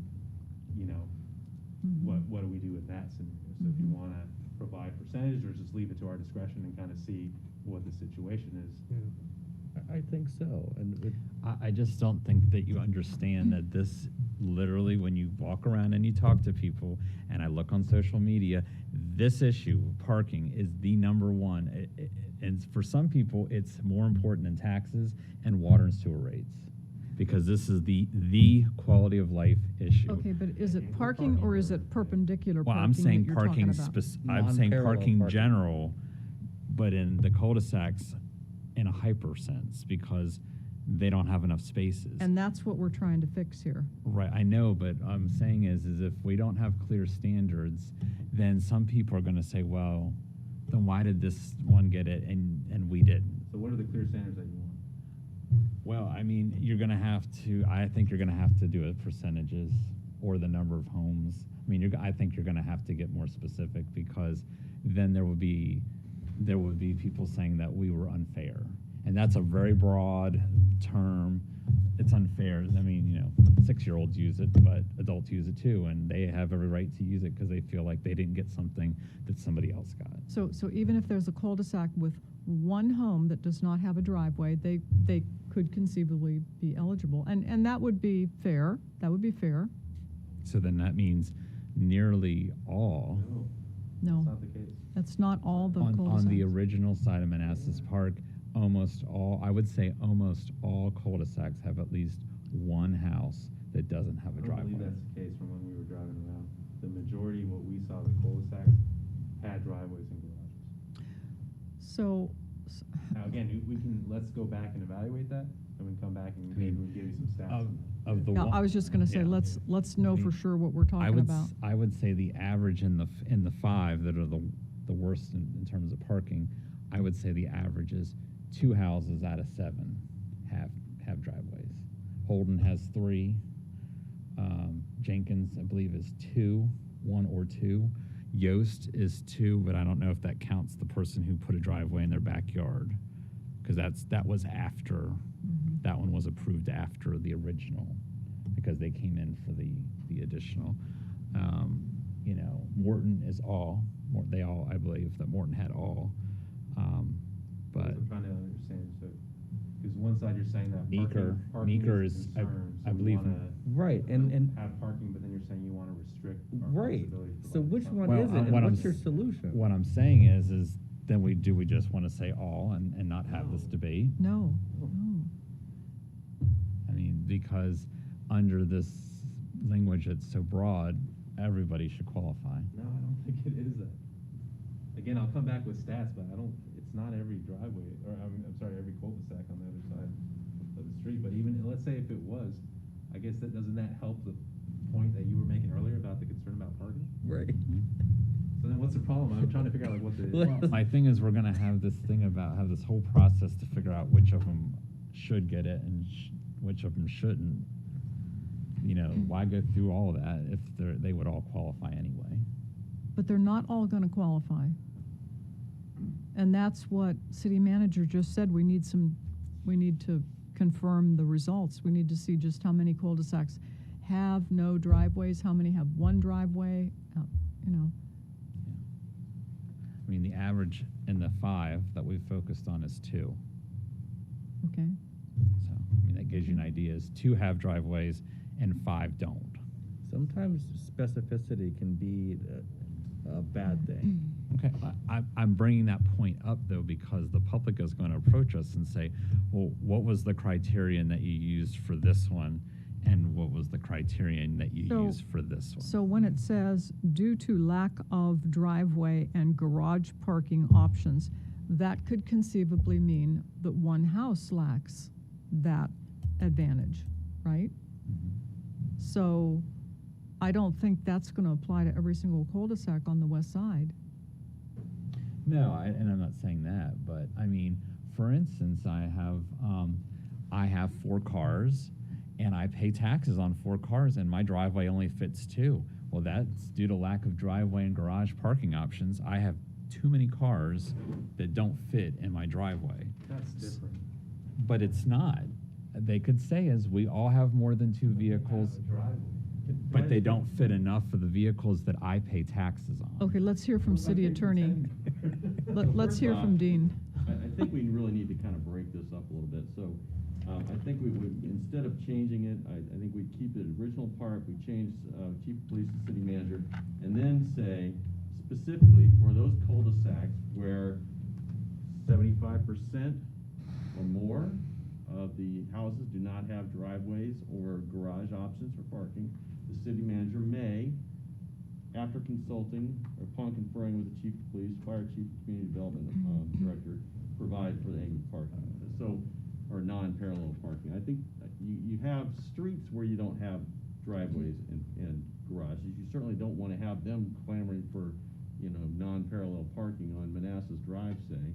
So I think we need to break it up into 2, and then we need to call out specifically those cul-de-sacs, which are the real problem. And then so with everything you're saying, I think that we come back with an ordinance, maybe we circulate it amongst, around via email before the next meeting. But I have some ideas on how we could, you know, fine tune this a little bit, and then see what you think, and then we can bring it back for the next meeting for a vote. My suggestion would be 50%.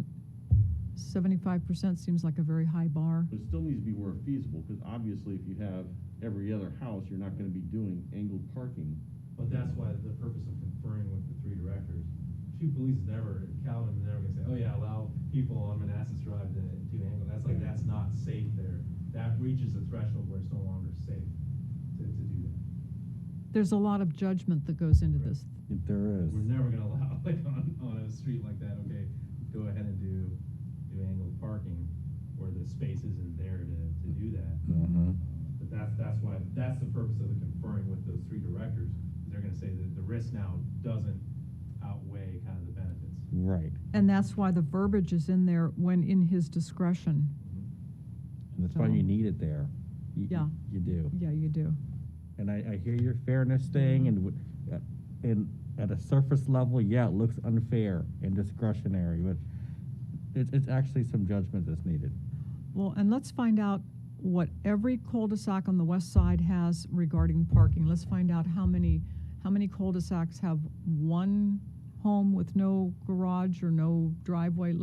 Maybe we just need some data. Come back with some stats. Yeah, yeah. I think it's also important is how big are these driveways? I mean, can you fit one car in them? I mean, it's different than like I have a driveway I can fit 4 cars in versus, I mean, there are properties where there's a garage on the back side of the house and you can drive on a driveway all the way in the back and park in the garage in the backyard, and that's great. And I don't think we're going to be able to accommodate absolutely everything. There's no way we I can mean, evaluate, how's that fair that just because you own more cars now, you have now an extra right? That's to a personal park? choice, yeah. Yeah, that's a personal. But we collect taxes on it. Yeah, but people move into these houses knowing. They know that parking there's lack of situation. parking, yeah. They're not gonna buy another vehicle if they can't park it. right? Yeah, but they have kids and their kids become driving age. They move in and they only have 2 cars and they have kids, and then now their kids are driving, so now they've got 3 or 4. We can't solve everybody's You can ask problems. City staff to evaluate family situation of residents to see whether they have a legitimate reason for having more cars. That's just not, I mean, that's not feasible. Okay, can we? But I'm going to tell you what the argument from them is going to be. I pay taxes on these vehicles and I don't have a place to park. That we'll have to see it when that comes. We'll have to deal with it. I mean, we already hear it. I pay taxes and I want to have a place to park my vehicle in front of my house. I have 10 cars, I think that. Yeah, so we could collect cars and You're- just be like, I need to park I there agree somewhere. with you, but I'm Yeah. I'm giving you the argument that we hear is I pay taxes on all these vehicles and I don't have a place to park. And let's not conflate the on-street parking with the cul-de-sac parking, because we get a lot of comments from residents across the board on parking, but right now what we're focused on is cul-de-sac parking. Oh, that's true. That's true. Which should be a low But hanging fruit. but I will tell you is one of the people that complain the most are saying people park their cars up in their yard and it looks trashy. That's not permitted under our code either, so. There's no You can't park enforcement in of the it. front yard. There's no enforcement because I drive down Evans Street all the time. There's a house with 3 work vehicles sitting in the front yard on dirt. It's not enforced, at least for what I could see. Well, we have a kind of a limited enforcement capability here in the city, unfortunately, so. Yeah. Because when neighbors call, they go and respond, but it's not a They do. proactive enforcement. Right. I'm Right, giving if there's you a complaint. they right, could but I'm probably- giving you the feedback. This is what our residents are saying. But we gotta, that's where we have to talk to them and educate them. And you have to come back with, well, what's the limit on how many cars, you know, if you have a driveway and garage that fits 4 vehicles, but you own 7 vehicles, do we have to now accommodate you and allow you to park illegally? No. That doesn't make sense, right? We're here to achieve some balance. That's what we're trying to do. Arguably, it's not in the public interest to, have one house monopolizing all the parking spaces either, so, I mean, it's your discretion whether or not it's in the public interest to do this. If one house is the reason nobody can find parking, then maybe it's not in the public interest. What do you mean, just one house? Well, so say say there would be enough parking, but for one house having, say 7 cars, and they're monopolizing all the on-street parking. So how do we know that? That's the thing. Well, right, but I mean, you would take that into Because we consideration. could go through personal property records and you could say, well, there's 7 vehicles registered here. We better create a parking enforcement division then, 'cause they're asking us to do a lot of work there. I mean, I'm bringing it up because No, it's that's the not biggest. realistic. It's the biggest, one of the biggest complaints that you hear. But if it is, then again, like, to the earlier point about enforcement, if you want more proactive enforcement, you need a parking enforcement division. Every other small city, like Fairfax City, Falls Church, they all have it, we don't.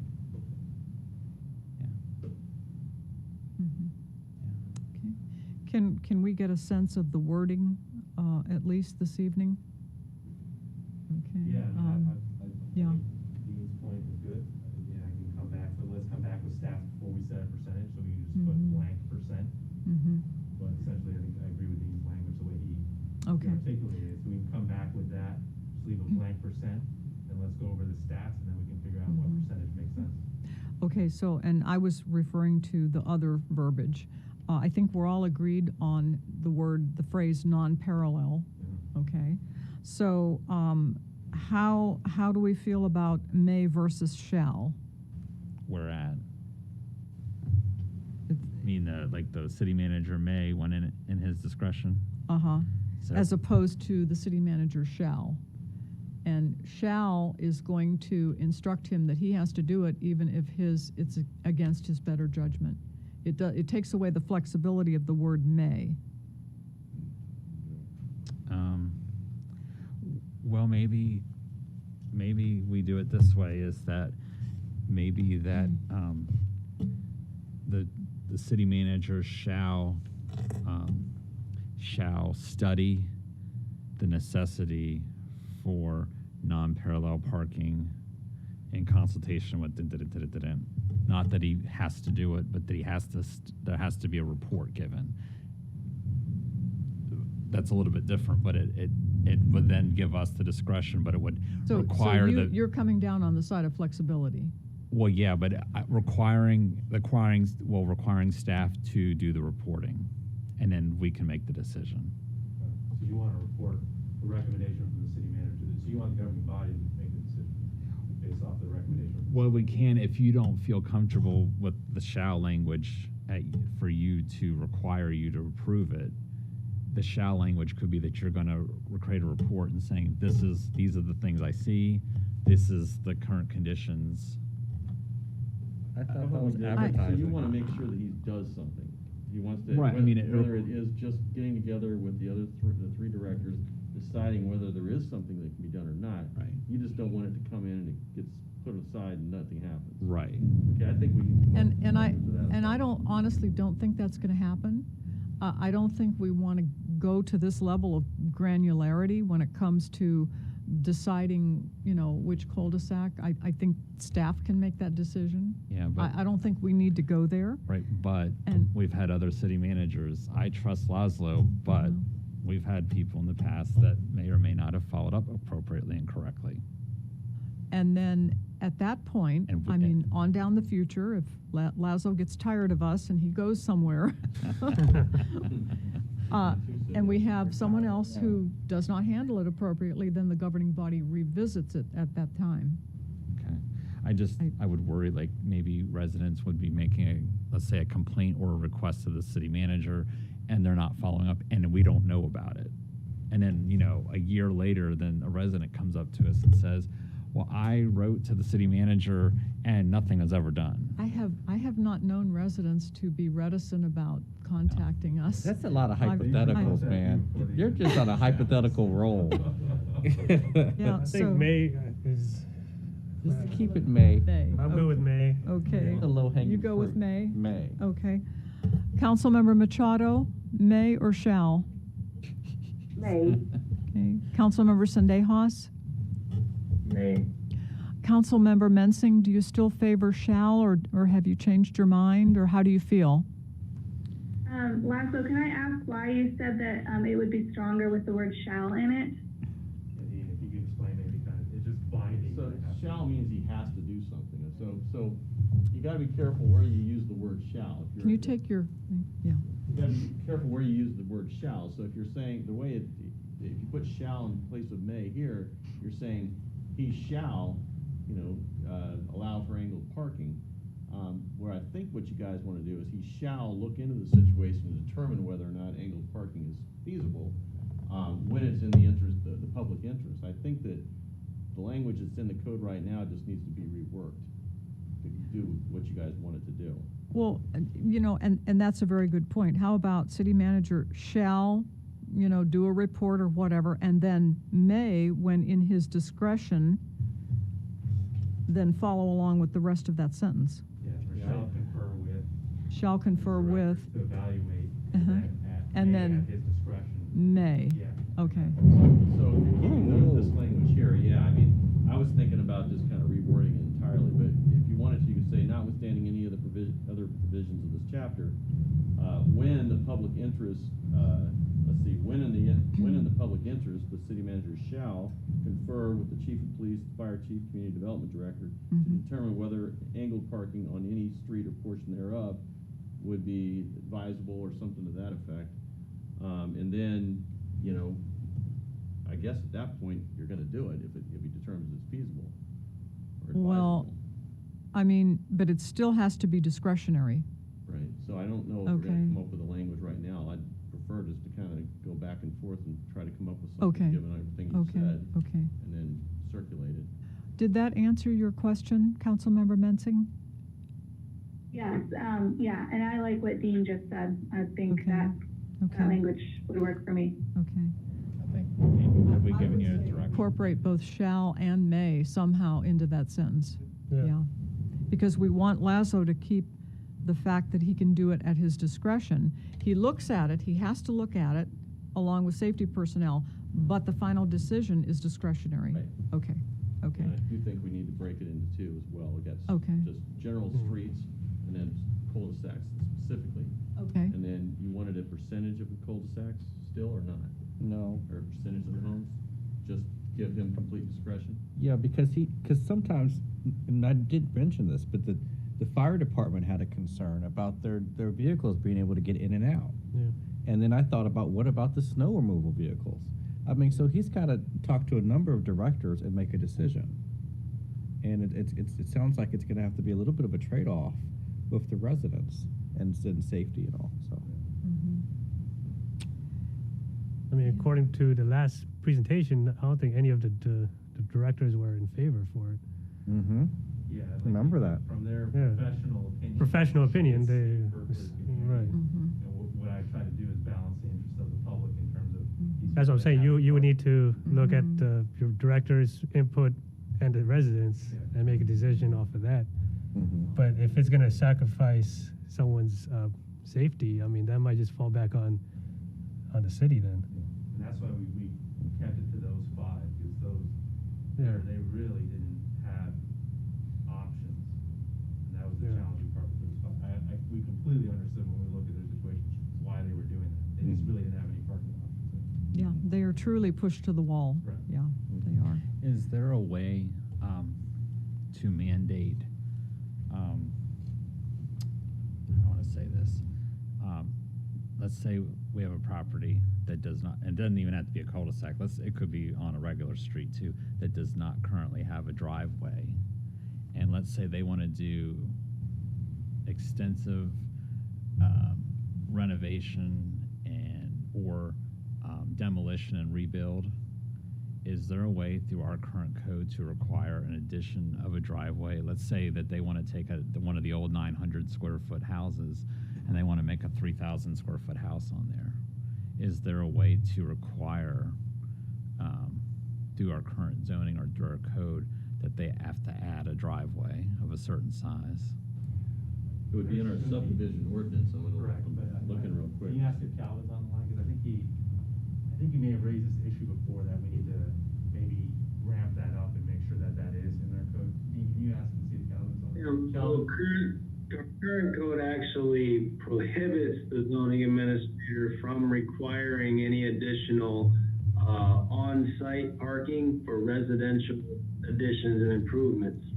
One thing that we could explore is, of course, if you're going to increase the square footage of a residential home, that you have to comply with a certain number of on-site spaces, off-street parking spaces, which would require them to provide a driveway or perhaps a garage with their improvements, so that we're actually ensuring that as houses grow from the 900, 1,100 square foot Cape Cods into the 3,500, 4,000 square foot colonials, that we're getting some sort of parking accommodations with that development.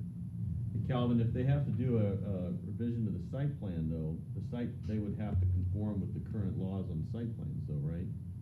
So So do we require No, driveways for new? currently our code prohibits the zoning administrator from requiring any off-street parking for residential, single-family additions and improvements. So the language is prohibitive and doesn't allow the zoning administrator to require any off-street parking for those types of improvements. You know where that is in the code right now? What section that is? I mean, is it in the subdivision ordinance? Is it in the zoning ordinance?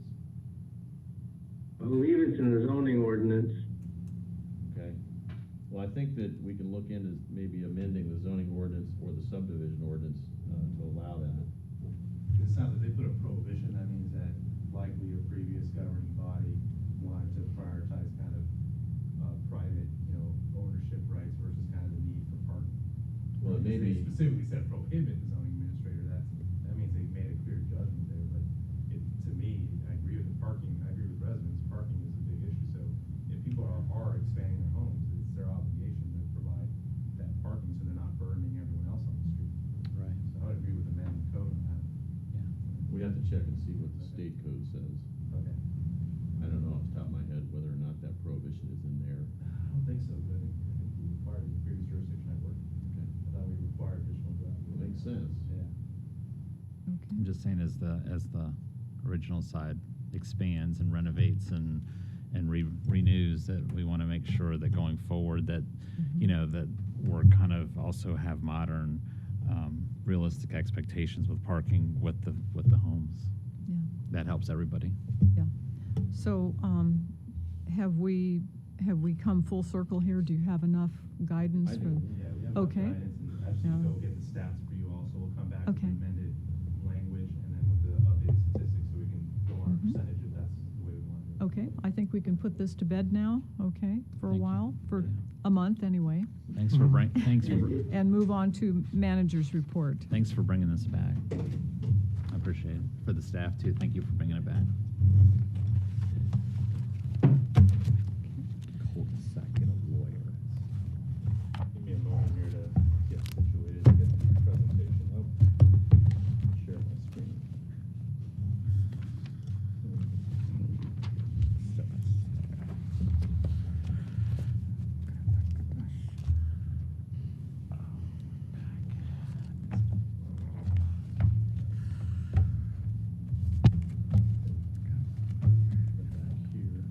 Oops.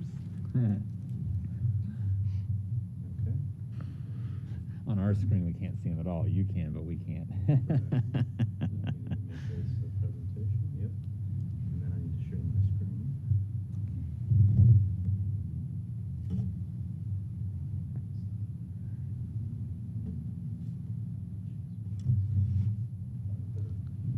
Maybe it's a storm.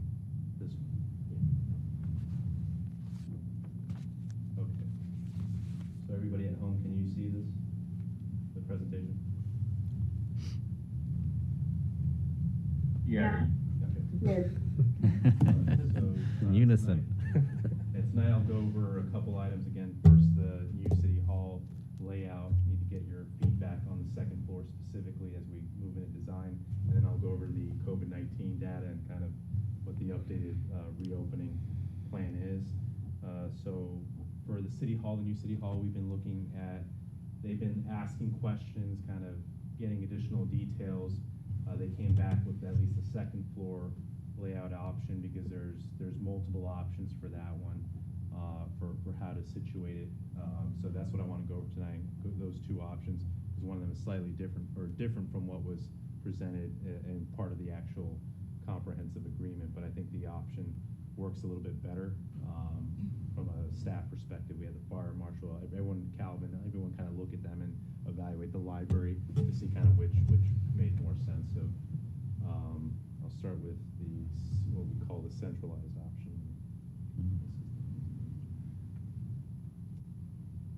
Okay, bear with me. Okay, so imagine this is the second floor. This is what we're calling the centralized option. For the chambers is the key thing to focus on. But again, this is the second floor. You get out of the elevator. If you go left, we'll have the city administration wing. So we're likely going to keep this secured and do this by appointment only. Initially, Calvin's permitting division and community development services division will be located with us until we can resolve the community development building. So we would have the permitting official here as kind of serving dual role receptionist plus managing kind of the permitting process, which doing the by appointment since COVID-19 has actually worked out pretty good for controlling. So we want to continue that, and then Calvin's team will be situated here from all his staff members that are currently at City Hall. We have enough spaces with this layout, plus an additional 2 spaces. And those are two additional spaces are key because by that time, for the assessors, we're going to be going in-house.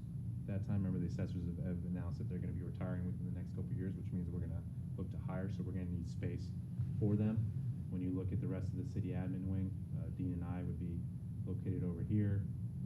Where are you? Shooting, where are you? What's that? I'm right here. I got the. Oh, in the corner? Yeah. Corner office.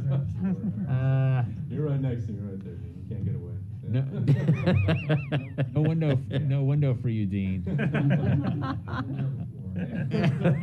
we have the rest of the city manager team, the finance team, and HR literally taking up every space here. So again, when we went to the 3rd floor option, it's tight. But that's okay because eventually, hopefully, we can resolve the community development building situation, move Calvin's team out, and that will allow for kind of the future growth of the city admin team through the kind of 30-year process to kind of fill in those slots. But that's kind of the city admin wing. Then you go into the governing body chambers, and actually in this layout, the city clerk, and this is how in some of the other cities they do it as well, where the clerk is actually part of the kind of chamber area as well, right next to the workroom, with mail actual desks for you all to kind of work in during the day. Wow. Conference room for you all in the board chambers, and then of course the TV broadcasting room. So Dawn can be back here, the IT team. There'll be a viewing window so they can see everything that's happening out here, and also be managing the whole live streaming and broadcasting.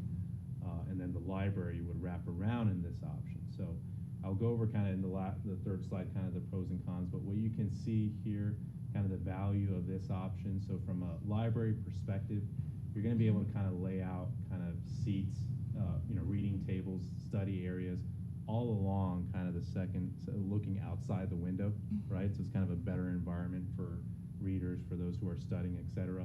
And it gives that retail look on the 2nd floor above the plaza, right? A more active use where you're going to have people there.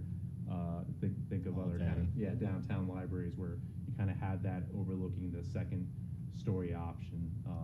And then the direct access to the board chamber rooms and then the conference room from the library. So what that enables them to do is children's time, other programming, right? Because these are going to be chairs that we'll be able to stack up, right? So they can keep the chairs there, they can stack them up, the Parks and Rec team. However we want to manage this for the library, they can use this for a large kind of programming that's associated with larger libraries. We would now have that option, dual use. So of course during the evenings, during the week, priority is school board, governing body, planning commission, and the other committees that need to meet. But then during the daytime and the weekends, now this is good space. So we're very efficient in kind of the dual use of multiple spaces. The same thing with this conference room. So it's going to be controlled by the library, but you all will have priority to it. So the actual registration. So if you all have meetings with constituents, whatever you want to use this conference room, this will be yours, and also the school board. So for different meetings that you want to have, internal meetings, this will be reserved for you all. But when you're not using it, it's an extra study room for the library.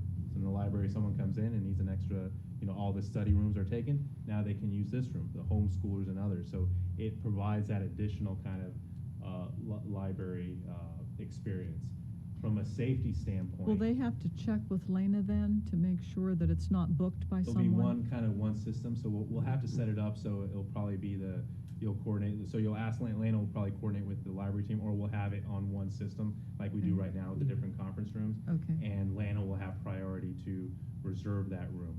Okay. So it'll be locked in. So if someone external to the city books that and then a governing body member needs it, then we will have priority? Yeah, exactly. Okay. So we'll have to put that disclaimer. You can certainly, the library will say, you can certainly use it if it's not being used, but this is priority governing body and school board and planning commission if they want to use it for different things during, for meetings. From a safety standpoint, this was preferred by everyone. fire team, police, and Calvin, because there's multiple exits, right? You can see all these exits surrounding, and I don't know why they got rid of the door here, and there was a door here as well. So you have multiple ways to get in and out for any kind of emergency situation. And you'll see in the next one why you kind of, from a active shooter standpoint, the next kind of layout that we originally had for, that was shown in the comprehensive agreement, staff and you all are actually pinned down if we have an active shooter, whereas imagine an active shooter coming in here, opening fire, you guys can leave right here, go through this door and out the stairs, right? You have an exit plan with this one, and that was kind of one of the safety components that when we kind of laid out the requirements, we wanted to take safety into consideration as well for all, and for the residents as well. They now have multiple options to get out as well for safety reasons. So that's one layout option. So again, just remember in this one, the library kind of wraps around, and then the chamber area. One thing that's missing from here that's in the next one, in the next one you'll see there was an office for the mayor, like a separate office from the actual conference room. We just weren't able to fit that within this layout. So that's the one challenge. I mean, certainly in the long run, when we get Calvin's team out, if we want to rework this, kind of create a door here and then use this for storage, that's something that could be done later to adjust for this one. But with having to fit Calvin's team in immediately, really, constrained, and going from the 4 to 3 story option really kind of limited our options. But that's kind of one of the benefits you'll see at the next Where's layout. the ladies' room? It's in the green. Oh, Yeah, it's in, so each it's in green. floor, Okay. you have, it looks exactly the same, where you have the elevator, the stairway here, the stairway here, and then you have these centralized customer restrooms. You also kind of have a staff restroom, so we'll give you all access to the separate kind of staff restrooms as well. So each floor will have kind of a staff restroom and then a staff kind of kitchenette area as well. So you all will have access to that. Okay. So the next option, you can see. Preston had a question. Oh, sure. Do you? Have you thought about using movable walls, especially between the two conference rooms, the conference room and the workroom, Which in one? case you need to make them these? larger? We could do that if that's something you all That's would prefer. that's a flexible option, since Yeah. flexibility is the word tonight. I mean, I'm just. Yeah, for the and people.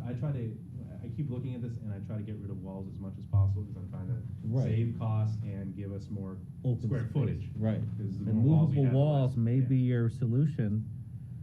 It might even work within the library and the board chambers. I guess the only issue with, so we would have to, I see your point, yeah, we could close it off. We just want to make sure it's secure so that if you have library patrons here, they're not accessing this. So this door needs to be secured, Well, with movable walls, like they do lock. Yeah. Mm-hmm. So that can be, if you all are in agreement with that, we can ask them to evaluate that option. What effect would that have on the flooring? Would we still be able to do carpeting and things like that? I think you should be able to. I'm not sure. I'd have to discuss that with them. and see Okay. what they- Okay. I guess. I already got that planned out. Yeah, I got all I literally counted every single person that we have right now, and who we'll have in FY23 with the assessors is allocated here. We can't go beyond that though. But we can use remote work or, community center if we need to, but I don't see us expanding by that point anyways, beyond kind of the assessor, which is just bringing something in-house anyways. And when we're ready to expand, I think we'll already hopefully have the solution for the community development building. So Calvin's team's moved out, and now we have the additional space here, so we can kind of rework this as well. And what floor is the school board on? They're on the 3rd floor. Oh, third. Yeah. So once we have all those layouts done, so they're gonna come back with their initial layouts. You see like the library's blank, right? So Mhm. they need to come back with their library layout, and we're gonna have them set up a meeting with LSNS, go over that internal layout, see kind of what makes sense for, from a library perspective. But they're taking kind of an initial cut, but this was kind of the first priority is, okay, figure out where do we wanna situate the, board chamber rooms in the 2nd floor. So that's kind of a key decision point, and then they laid out the initial city admin. I provided every single slot that I needed filled in, and they were able to do that. So. Because I guarantee there's going to be one meeting where the board chambers is going to be filled up, whether it's a school board meeting or one of our meetings. It happens all the time. This? And so. What would you want to do in that? A movable wall with that library would provide enough seating and room for everyone Back to be here? in. Yeah, or to the left. But there's stairs there. Oh, there's stairs. there's Oh, I didn't see the stairs, yeah. stairs. Thanks, Jeanette. This is Thanks. gonna seat 102 people, these chairs. Okay. So, and then you have additional kind of space, but, this was Oh, kind of built out much. This is 102, like, that's a lot. Yeah, it's Yeah. almost like triple the capacity of what we have Mhm. right now. Oh So it my should be a gosh, good triple. solution for that. Okay. We're optimistic. Oh, that should be plenty. Yeah. We're optimistic. Yeah, most of the time, like, to be honest with you, we're probably gonna lay out these chairs and keep these stacked up, Never 'cause know. we're not gonna need those. Right. Right? Yeah. That just makes it easier for the library the next day than to kind of move That's things for around. ticketing cul-de-sacs. Forgot to mention the other kind of, that was the time, yeah. Then we'll This- fill 'em up, right? This number was actually designed, I came up with the number based off that cul-de-sac meeting. How many people Give an example of an issue where we're gonna get jam-packed. Because we were actually discussed, like, we ended up going to this, like, a couple months after that meeting into the planning, and, okay, what are the requirements for Raising- 4 chamber rooms? Raising Then water and cul-de-sac. sewer rates. I was not meeting raising water. When you vote to go into closed session now, you're simply gonna be able to get up, go back through this door, and in here and use this conference room for closed session. Cool. So people can stay here, they don't have to Really go cool. anymore. Like, we don't have to kick everybody out. Yeah, you can just get up and turn around here after you vote and go in the conference room. And then we can just come back out. They're still sitting, They're still and we there. just go up on the dais and then continue. So the walls, are they gonna have like sound attenuation and stuff? 'Cause I mean, I know that that's a problem right now. We go into closed meeting here, people out here can still hear. That's a good requirement. If you want to know. Certainly, So you're saying the conference room here needs to have good. Yeah, in my office. Your does office, too. HR Right does next as to it, well, huh? yeah. And probably city manager's office should have that also, because you get on the phone, and Yeah. discuss business. My concern is just attorney-client privilege stuff, and then you're right, Right. HR has some, HR, personally sensitive yeah. stuff. Yeah. Especially because the library would be open during business, during the daytime. Yeah. You'll actually have people, in the building all And the where's time. Ray there, is that open to the public? What's that? That Ray walkway area? Yeah, that's open to The hallway, I guess. So you said there was public restrooms there, but it looks like the other restrooms are available to the public as well. No, there's gonna be a wall here, or like a door here. So, we'll be able to kind of access it through this way, or when you get out of the elevator, you can just turn right here. So public won't be accessed. They won't be, to the city there's gonna be administrator. there'll be a barrier right here, like a doorway, the secure doorway. And this will remain secure. If we're talking about soundproofing the conference room, we're not gonna be able to have a movable wall between that and the workroom. You're right. Yeah, no, Yeah. you're right, that's a Yeah. good point. Yeah. Oh, we just lost it. Yeah. You lost the movable. That's that layout. Okay, so Then this which one one? matches what was in the comprehensive agreement remember when they had the generic layouts, boxes with square footage? That's what this one matches. In both, the total kind of square footage went down slightly for the GB chambers because the requirement for the CD admin, we just weren't able to fit it with what. The what we were library given. looks bigger here. Is it bigger? No, it's actually a little bit smaller. Is it really? Yeah, so It's the an other- optical another illusion. layout, yeah, it's an optical Mhm. illusion, but Yeah, you get okay. probably another 400 square feet with the library. I did my own kind of rough math. We'll find out when they get the full Where numbers, but where does that square footage go to in this one? Yeah, so imagine in the previous layout, the library loses this area, Mm-hmm. but they gain all of this. Okay. Right. It's slightly, like I literally copied the area and kind of played around with it, and it was this area is slightly bigger. It's not that much though, much bigger, but you can see with this layout, the difference with the chamber. So city admin wing is largely the same, except you can see the clerk now is closer to the rest of the admin and not part of the governing body. Chambers, the file storage is a little bit farther out for the finance team. They're going to be the primary, finance and HR are going to be the primary users of this Laszlo? room. Yeah. For the folks who come in and use board chambers from the library, are they going to be supervised? Yeah, usually for Okay. programming, it's. Because we don't want them coming in and messing up the board No, chambers. so usually for programming rooms like that, the doors are locked, and it's the librarians who then unlock it, Okay. and then it's okay, come on into this program. So they won't be doing like finger painting in there and stuff like that? No, I think it's mainly gonna be like story time. Okay, playtime, things okay. like that for kids. Clean stuff, okay. Clean stuff, yeah, we'll Okay. make sure. And you guys can always kind of give the guidance on what you don't want allowed in there, but it's a really good extra program. You go to a lot of major libraries, they have. No these finger big- painting. What's that? No finger painting. Things that are messy for 500, Alex. Doesn't want her chair to be, I got a question as of in the chambers, where is that where the presenter is going to stand in that little box right in front of the?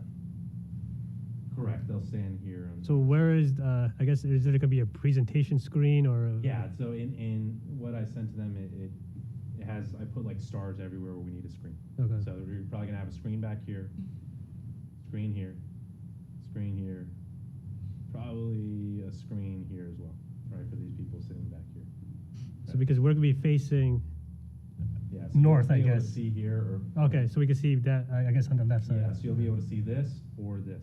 There'll be Okay. one behind you. This is where now we'll actually That's have good. more staff seating. Yeah.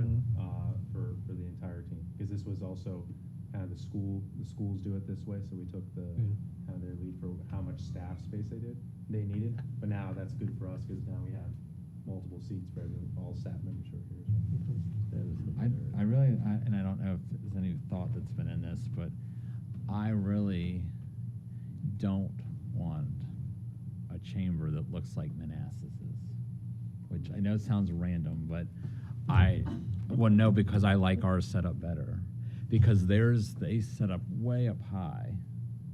Oh, And like, they're like 7, 8 feet above everybody in the room, and I don't like that height either. you know what I mean? If you've ever I been know in that exactly room, what you and mean. I don't Yeah. like, I mean, maybe we need to be 2 or 3 feet above because so the people in the back could see us. But I actually prefer to be here because I feel like we're equal with the residents and we're approachable. I feel like What theirs is more of a statement. Yeah. Yeah, Yeah. no, I. You know what I mean? I do feel like know what it's, you mean. I think But it sets a I think maybe tone. 2 feet, 3 feet, like you said, so the Right. people in the back can see us, but mean- certainly no more than that. Right. You know. That's a good point. It doesn't send a good message. Right. Yeah. I mean, I don't know, because in this drawing, everything's 2-dimensional, so I don't know what you envision. But we can put those requirements in. But so I that's don't. here. I guess it's the don't, is I don't want to be like Unless Manassas. Preston, you want to tower above the. Dream come true, right? I prefer not to. Okay. If at all possible. Thank you.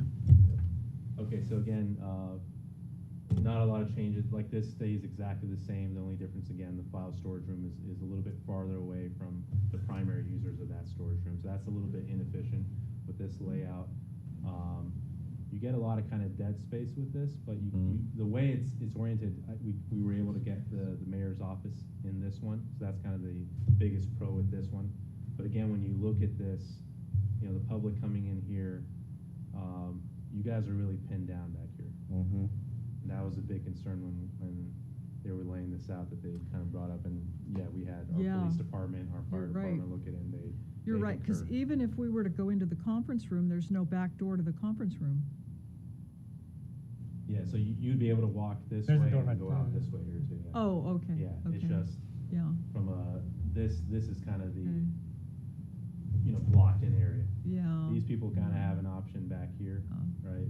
But people here are really at risk in terms Yeah. of from a safety Okay. standpoint. I hate that we even have to factor that in. Like, oh my God, there might be an active shooter. We can't design a building this way because of It's the times. Yeah, Well, it's something, yeah. it's something we don't want to ignore. Yeah. And just like with the treasurers, we want to get some ballistic stuff. So to them as well. how about a door in the conference room? How about a door on the other side going out to, there's more pink area there. What is that pink area? This here, No, on the other side? this is the workroom. No, the empty area above the workroom? This, Is that a hallway? Is that a The hallway? right. this, Is that workroom? yeah, this is the workroom. Okay, This well, is just how one. about going out from the conference room into that workroom? Just having a door. Yeah. Instead of the door on the top, instead of that one, yeah. You can do that, except, when you're coming in, let's say you guys are coming in and there's programming happening here, you would actually walk in here to get to the conference room and the workroom.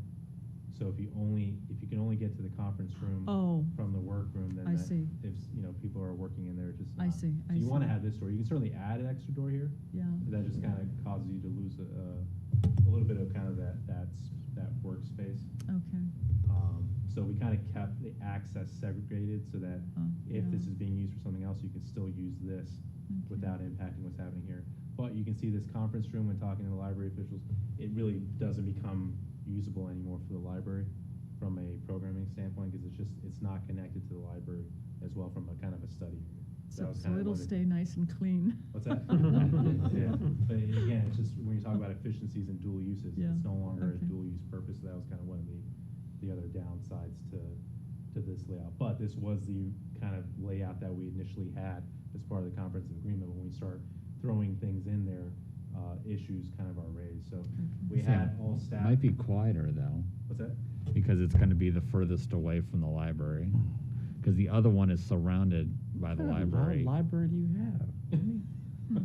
These are new libraries. This isn't just like be quiet and read. We're going to be active. Right? Because the other one has library, kind of almost on three sides. Yeah. Well, it has it on Two sides. Yeah, so you have it Okay. kind of in the back areas. That's a little bit farther away. So actually, it's not that bad. You have plenty of separation because this is really just a hallway. So you have plenty of separation between the actual Okay. meeting room. So when we had different staff look at this again, community development, Calvin and the fire team, they like the multiple egress routes for that centralized. We prefer the centralized option. They like the multiple egress routes for the governing body for that one and the residents inside as well. PD from the active shooting component as well. They like the centralized option. The library prefers that option as well for the layout. The kind of the more active retail-looking second floor as well was kind of a consideration for the downtown. Also, forgot to mention for the library, also the use of the conference room. That's an important component for making sure that we have enough study room demand from our residents. And then the cons for this one, it's not just the lack of the mayor's office. If you look at this option here from a library management standpoint, if you have your staff here, they're not going to be able to see what's going on here. So you got to really kind of space them out for visibility. Whereas here, it's a lot more centralized. You can stick someone here and they can really see what's happening throughout. So that's kind of the one downside from a library perspective from the centralized option versus the plaza option. But it should be safety first. Yeah, I mean that's why we're presenting this to you because this is a change from what was. They could be in that corner. Be right in the corner. They can see both, left and right. Yeah, no, I agree. It's the Right, distances it's not are that a little hard. bit farther away. Yeah. How many librarians, how many library staff are we going to have once we go into the newer building? I'd have to look at that. Yeah, it's definitely going to be ramped up though from the 2,000 square foot option. Well, right, but I mean, we also have to have people on the first floor too. Yeah, absolutely. So I mean, realistically, how many people on staff would you need to make this model work? Well, I think to Preston's point, actually agree with Preston when we're looking at this. You probably Right there. Yeah, right there. You should have good visibility. But the two-story option means that you're going to have additional staffing as you have the first. But we already knew that when we were going into this. It's just we didn't want we could have technically used the first floor retail for the library, but then we would lose retail space. And then the registrar we wanted to keep on the first floor so we never violate any ADA for an election day. So we wanted to keep the registrar down there, so there wasn't enough space on the first floor for the full library. But the first floor is cool because you have the coffee shop library connection, so it's going to appear to be a lot bigger than what it actually is.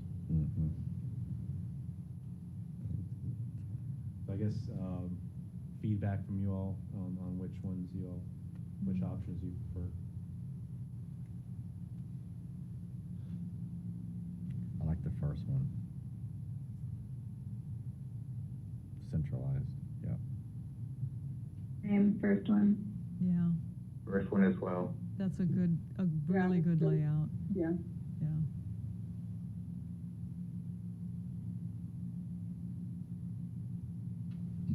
Again, we can look at this in the future, once we find a solution for Calvin's department, we can then turn this into the mayor's office, just put a door right here and kind of close it off from.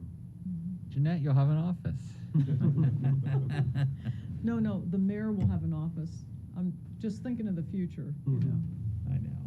The soundproof room. Okay, that works.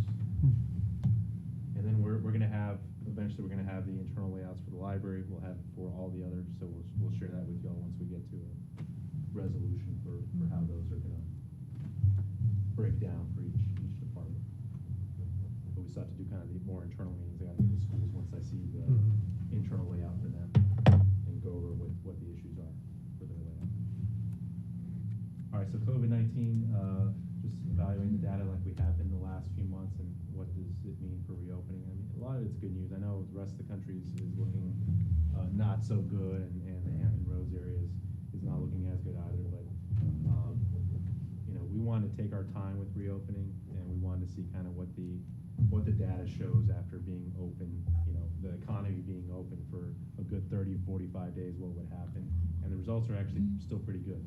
So I'm going to go over kind of each component. This is kind of total cases, and on the left is Northern Virginia, and on the right is the Prince William Health District. So you can see very clearly for both of these, towards the end of May is where you really reach the peak of the pandemic for both Northern Virginia and the Prince William area.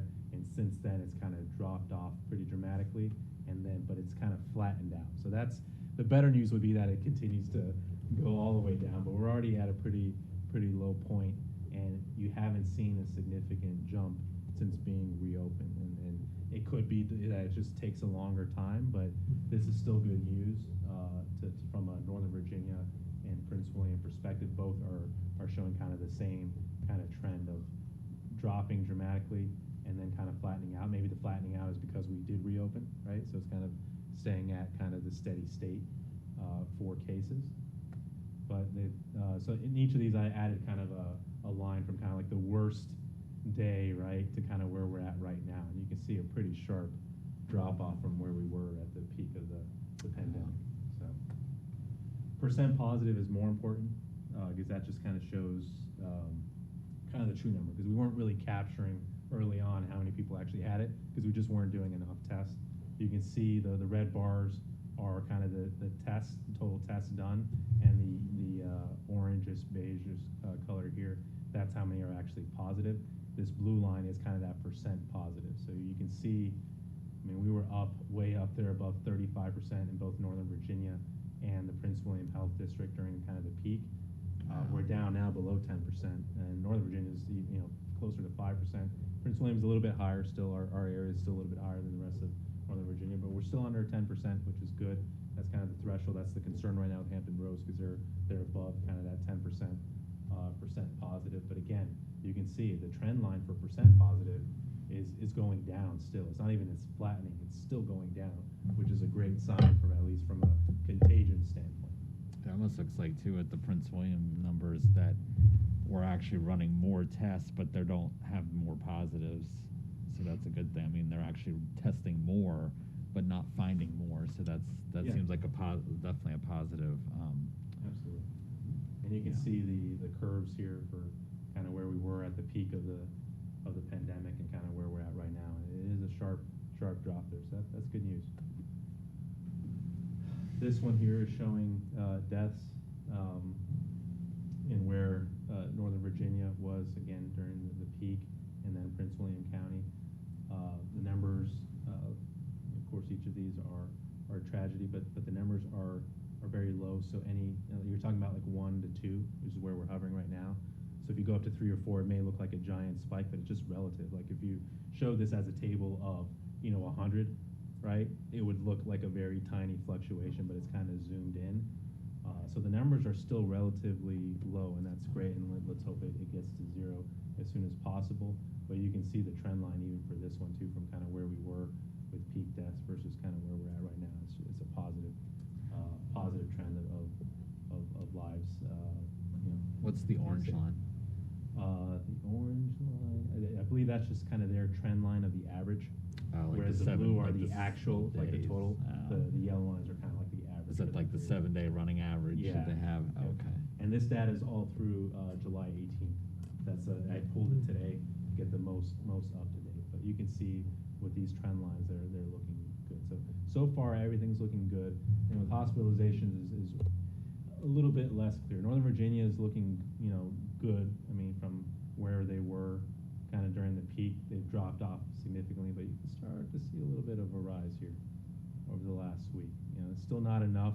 You have kind of fluctuations, so let's just hope it's a temporary fluctuation and it goes back down, but that's something the region should be looking for. And then you can see Prince William County, or Prince William Health District went down significantly, and then it's kind of gone up, and it's flattened, but it's not ideally where we want to be. And you can see the curve in the Prince William Health District area is not as clean as the others. So hospitalizations is still kind of one of the areas of concern, but I mean, so far the capacity has not been, we haven't heard of complaints from the hospitals about kind of the capacity like what was impacting New York during their peak, and things keep getting better from where they were before. So they were able to manage this peak, and we're nowhere near where that peak was before. Right. And let's hope we stay that way. But you can see Northern Virginia how nice and clean that decline. Yeah.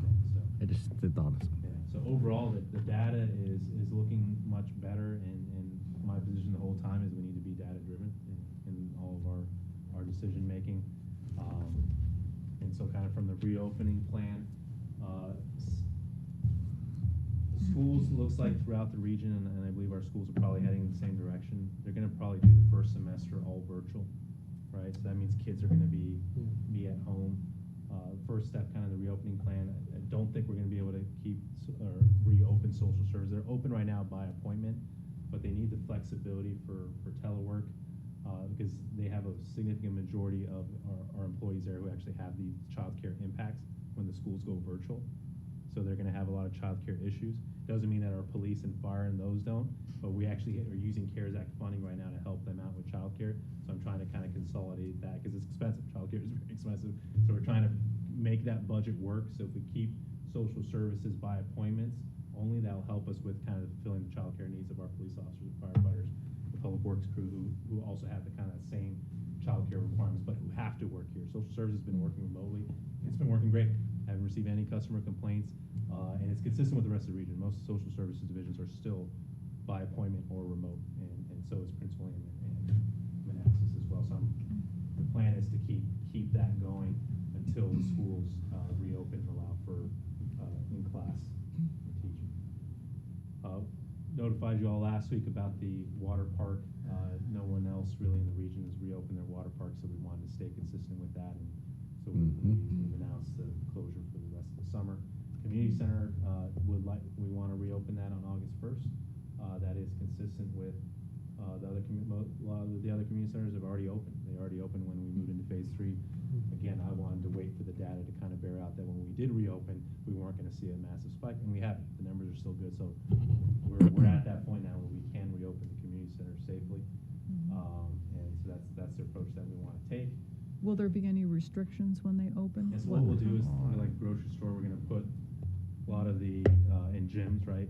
We're going to put the stickers all over about what 6-foot distancing means. We have kind of the plexiglass kind of sneeze guard things for our employees. Gym stuff, where the cardio will probably shut down every other equipment so that we have some spacing. So we're going to do those things and active education to kind of remind patrons to do social distancing. Now, physical activity, so masks required when you walk in, but once you start engaging in physical activity, you're allowed, per the governor's order, to remove that. So it's going to be tricky like a gym, but we'll see how many people actually come back and use it. And you'll see kind of why we want to take a close look at that. We want to make sure our expenditures are not significantly kind of outweighing kind of the revenue of what we're getting in as well. Are we going to start charging our passport holders for August 1st? So what we're going to do is if patrons still don't feel comfortable coming in, right, and probably some of them who have underlying health issues probably shouldn't come in, we're not going to charge. So they'll still keep their memberships frozen. So we don't cancel it, it's just frozen until January, whenever the vaccine finally comes out and they feel comfortable going in. So we don't want to lose them, but we're not going to be charging them. But those who want to be active users, then we'll start charging them for their memberships. will they have to actively do something? Will they be sent an email, kind of a yes or a no, and then they have to respond? Yeah, we'll still, once I get confirmation that you're all on board with this, then we'll have to go in those, Jay, and we're gonna stop the city hall kind of line control stuff next week if you don't have objections to this plan, so that Jay's team can get up and running, get his team, reintegrated, ramp up the hiring, and engage with patrons for, how to kind of reactivate their membership. Are they gonna do summer camps? Summer camps will begin in August as well. Yep. Then how about preschools? Preschool, this fall. That one we usually follow the schools model. So if the schools are going all virtual, we're not gonna, most likely will not do preschools. However, Yeah. I can see significant demand for our extended care services. So it's a conversation that Jay and I need to have about how we're gonna help with childcare for our city residents as well, and how we can do it safely for them as well. Because you're gonna have a ton of bunch of parents. kids Yeah. in one And area. we don't want, that's And the kids will be concern. kids. Yes, Yeah, yeah. That's the big Yeah. concern, especially with the library. And I'll go to the library and then I'll come back to that point. Okay. It's a Yeah. key point. Let's not forget our folks at home and see if they have any questions. Well, I'm still going over. Oh, okay. Yeah, Because so- we've been interrupting you asking questions, Oh, and I okay, wondered if sure. they Yeah, had any yeah. questions, Okay. Okay. Do you folks have any questions? Folks at home? No. No. No? Okay. Okay. So No. for the library, we're gonna open, so August 4th is Tuesday. That's when we'd like to open by appointment only. That's consistent with how a lot of other libraries in the region are doing. Some are just doing curbside. Others are kind of limited hours. Others are doing by appointment only. Why by appointment only?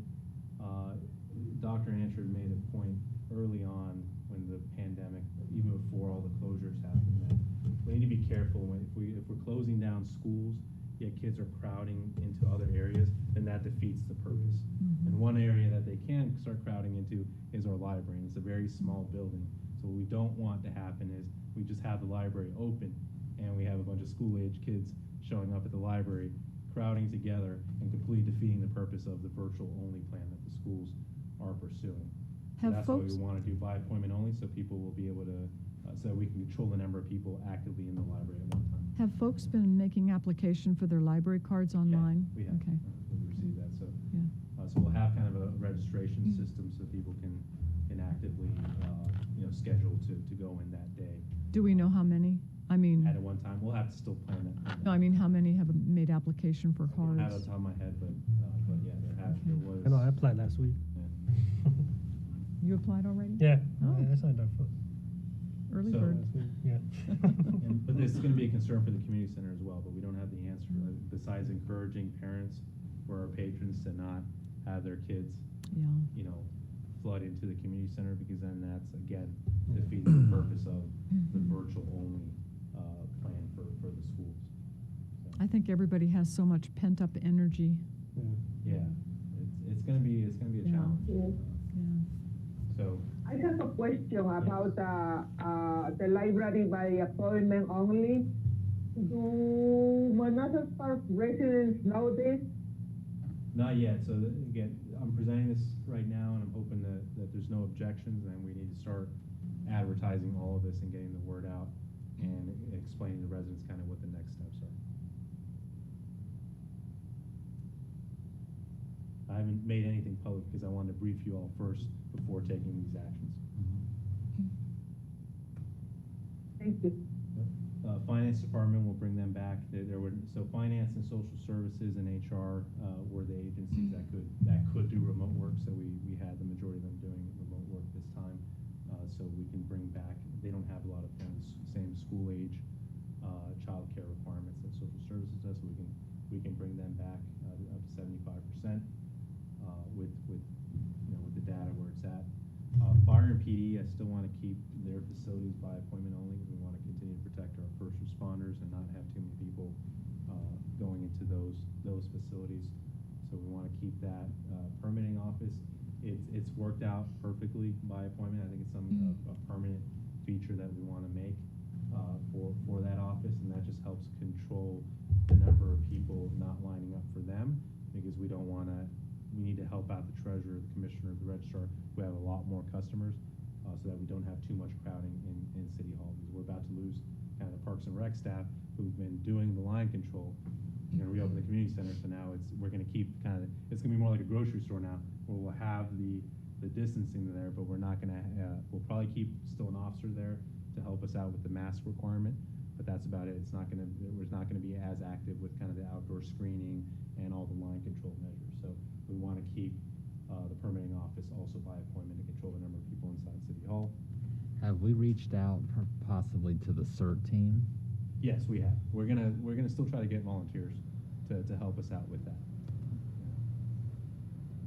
Again, we're gonna use social distancing stickers, just like grocery stores do inside City Hall, for line control for the treasurer, commissioner, and the registrar. Hopefully people have gotten used to kind of how the line is flowing for all three, and then between the commissioner and the treasurer, we have a separate kind of socially distanced line as well, when one person sees the commissioner and then needs to go see the treasurer, so they don't have to get back in the main line.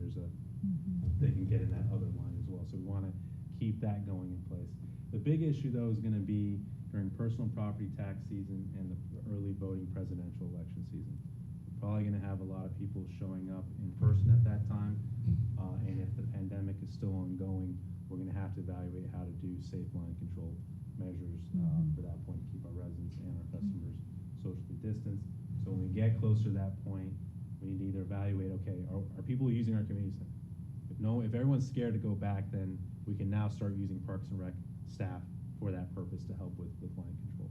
If not, then we probably need to evaluate if we can't get enough volunteers, kind of that hourly part-time employee, to help with that line control just during that period of personal property tax season. When you guys visit during that time, you can see how many people show up during that period. City Hall is crazy, but you're going to have that going on at the same time as early voting for the presidential election. Now, will people be going to more absentee ballots this year? Most likely, right? But we just don't know, right? So we need to be prepared for the worst, but we'll see how things are going at that. So this is kind of a future thing, but I want to raise this right now to you as a potential issue going forward, that without kind of the line control, it may become an issue during personal property tax season and early voting. So again, all this, of course, is subject to change if we start turning into the Hampton Roads region and the numbers start spiking up.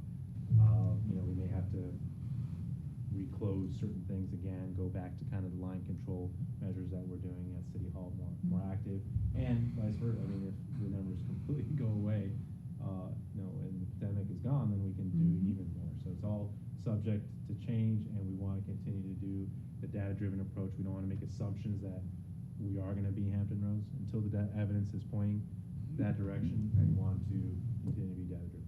I really like your plan. I especially like the part about the appointment at the library. Yeah. That's a good idea. Yeah, well, that was a good idea. That came from LSNS, because they surveyed kind of the region, kind of which approach makes the most sense. With the pandemic. Questions or comments? I got one.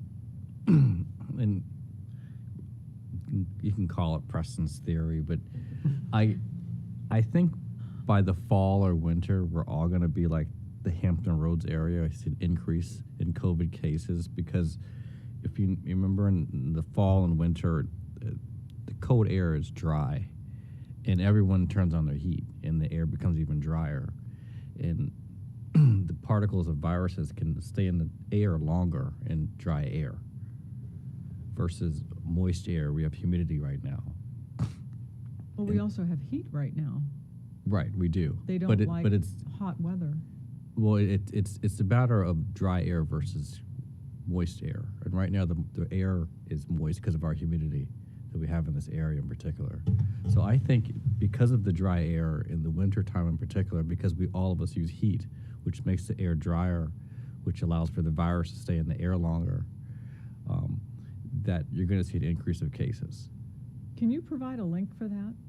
Do you have any? That's Preston's theory. That's what I just came up with. I'm thinking you read that in a medical journal. No. It sounds that good, doesn't it? Or he saw it in the Lancet or something. Oh. No, it sounds that good. But we'll see. But that's my theory on all this. More but we'll see. particulates are more prevalent in moist air, in humid air, than in dry air. That's why I asked you for your reference, that you, yeah. Yeah, so we'll see. Yeah, I'll be looking at the data constantly. So again, if we start to see the evidence that we are going in a different direction, then we're gonna have to reevaluate. Mhm. But right now, Okay. I'm not seeing that, and I don't wanna. But thank you for the compliment.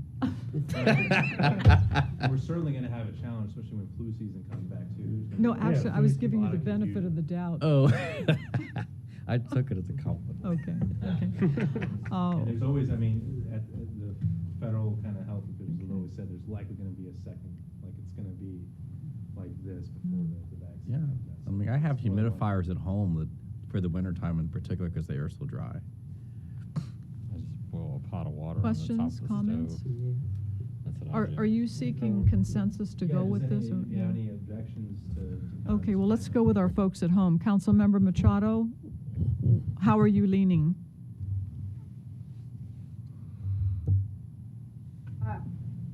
I approve. Councilmember Mensing? I have a question first. How is the community center going to do mask enforcement, and how strict are they going to be about the mask guidelines? Yeah, coming in, so you can't go into a public building without a mask right now. So once people come in, they have to have a mask, or else they're not gonna be able to come in. However, once they start engaging in physical activity, they're allowed to take off the mask.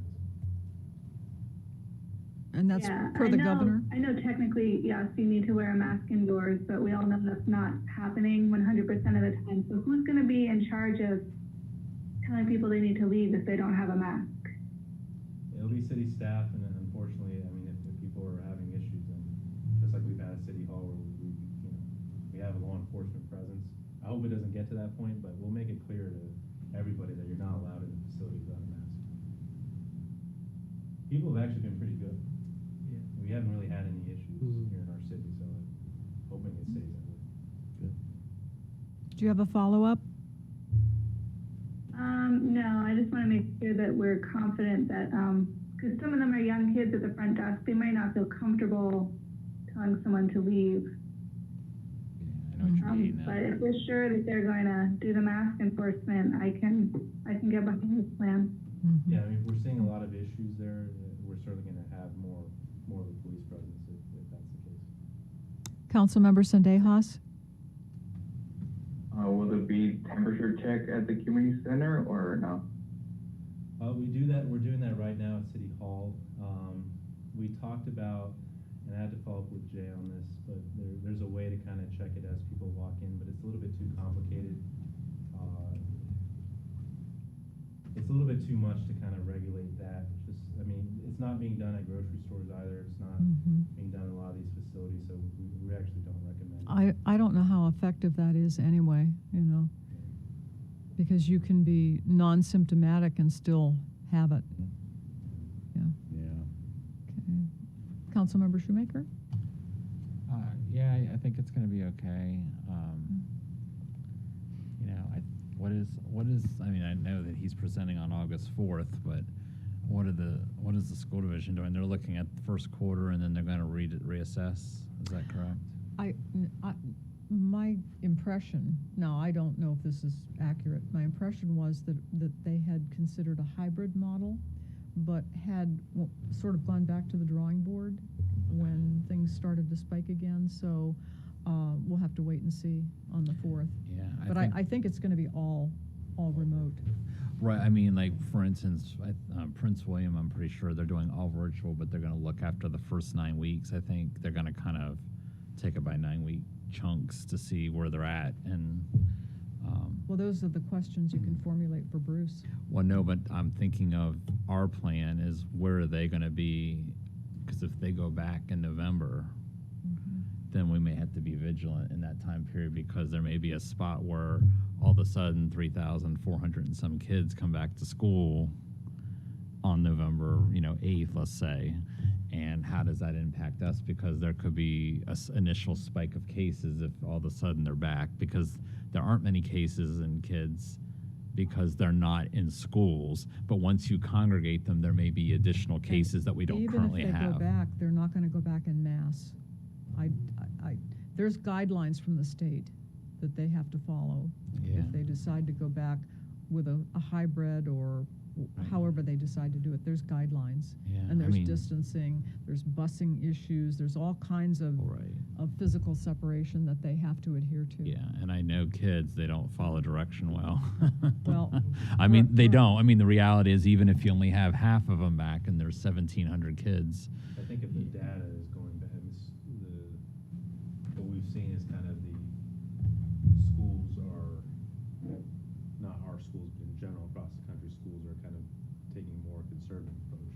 Right. So even though the data is looking better, I mean, they're still going all virtual. So it's, Mhm. if it's going up, I can't see them keeping schools open. right, I think they'll take action before we even. and to what Laszlo said, they have to take a conservative approach because of who their clientele is. right. But I we mean- don't have to mirror what they do. I- We can chart our own course. True. I just that what they do affects us because those kids are not just their kids; they're our kids. After 3:30, and they come to the community center, they're our kids now in our facilities. So that's why I'm just trying to get a sense of. We got to keep tracking the data. Yeah. We got to see if there's. And even if it's virtual, those kids could still go to the community center Yeah. at 3 o'clock or 4 o'clock or whenever. Right. What's the what is there going to be our issue about having kids in the community center or other buildings during school hours? It's a consideration, but I mean, maybe I need to ask, but I mean, what's our response going to be if we have? we're going to try to encourage parents not to allow kids in during that time, except for extended care or care programs. Right, but I mean, middle school and high school kids, employers are not going to allow parents to work from home indefinitely. Correct. And they're going to be left. They will be left at home If we unsupervised. see too many kids flowing into the community center, we may have to shut it down because again, we're defeating the purpose of the virtual only plan for the schools. Right. I'm just bringing up that concern is that, there are going to be lots of older children who are left unsupervised for most or all of the day. Means some parents will be able to stay home and manage, from home and have kids at home with them. But, the reality is we have a lot of our community members that are expected to report to a job site. And, they maybe have been allowed to be more flexible because it's been so bad, but it can't be indefinite. That was just my concern. That's why we want to give it a chance. We want to reopen and see if it can work. And if we have too many issues. I'm not opposed. I'm just bringing up some extra questions because just. Haseeb, do you have any concerns? Yeah, I was just asking about the pool. That's going to be open as well?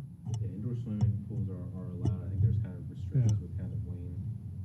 So you're going to space them out, I guess? I'd have to look at kind of what the details are. The pools are allowed to be open. Do you have a follow-up? Okay, do we want to go with this, or do you approve of that? Okay, I approve, do you approve? Yeah, I'm okay. Consensus is it's a go. Again, we'll see. I mean, too many people are violating social distancing, and we just can't. Mm-hmm. We don't want to be a police state either. Yeah. But if there's just not a lot of compliance, then we're probably going to evaluate just shutting down again. If it's just going to create more problems. If you can have a action plan about the preschool too, where you guys plan on doing Yeah, that? we'll have to look at that, but I'm almost certain that we follow kind of the school model. So if they're going virtual, I think we're going to have preschool. Right, no preschool at all. No, it wouldn't make sense that Yeah. we allow preschool and not other, right? But it's kind of a strange dichotomy because you're going to have childcare services still happening. Yeah. So Why are and we gonna? schools are closed. Why are we going to have childcare available? Private. Oh, private, yeah. Childcare already is occurring as well too. So it's just, that's kind of the dichotomy that you're dealing with here. You're going to have a bunch of parents, like you said, need to go to work. They need to have some kind of childcare solution. Yeah, we can always pull back. Yeah. Or the governor will do that for us. Mhm. I mean, if it's Wow, that bad. True. So, Do you think that our governor will move us back to a previous phase if conditions worsen in the worst case? I think if it's Helping us? bad enough, I think public opinion would force him. I guess I'm thinking of some of these other states. Almost none of them are, once the genie's out, they don't want to pull back. California. Yeah, California, yes, but I think they're the only example. None of the other, and especially in the states, that need to be closed. You know, I had, you know, 2 of my coworkers came back from Arizona today. I'm like, ooh, I need to be 6 feet away from you because Arizona is one of the hot spots, and he wasn't wearing a mask today. Look at Lana, she's about to. Okay, run well, from me. we can't control that, so are we done with this? Can we put this to Yeah. bed? Yeah. Okay. Okay, next we have a closed meeting. Dean, do you have a motion? We gotta read it into the. Yeah, why not? Make it easy, make life easy for Lena. Directly into the Yay. microphone. Arizona over there. You know what? I have to take my health seriously. You do. I wear a mask every day Oh, to work no, I'm not because saying you don't. because I'm just saying. and I'm one of the only ones that wears a No mask. They control should have over what the quarantined governor's gonna themselves do in before they any went back state. to work. You know. Mhm. I agree with you, Okay, Chris. Dean, I Dean's figured gonna you just wanna talk. Stay here really late. We like you. That's why. I recommend that the governing body go into closed meeting for consultation with the city attorney pertaining to probable litigation by a former employee where such consultation in open meeting would adversely affect the negotiating or litigating posture of the city pursuant to paragraph 7 of subsection 2.2-3711A of the Code of Virginia. So moved. Second? Do we have a second? Second. All in favor? Aye. Aye.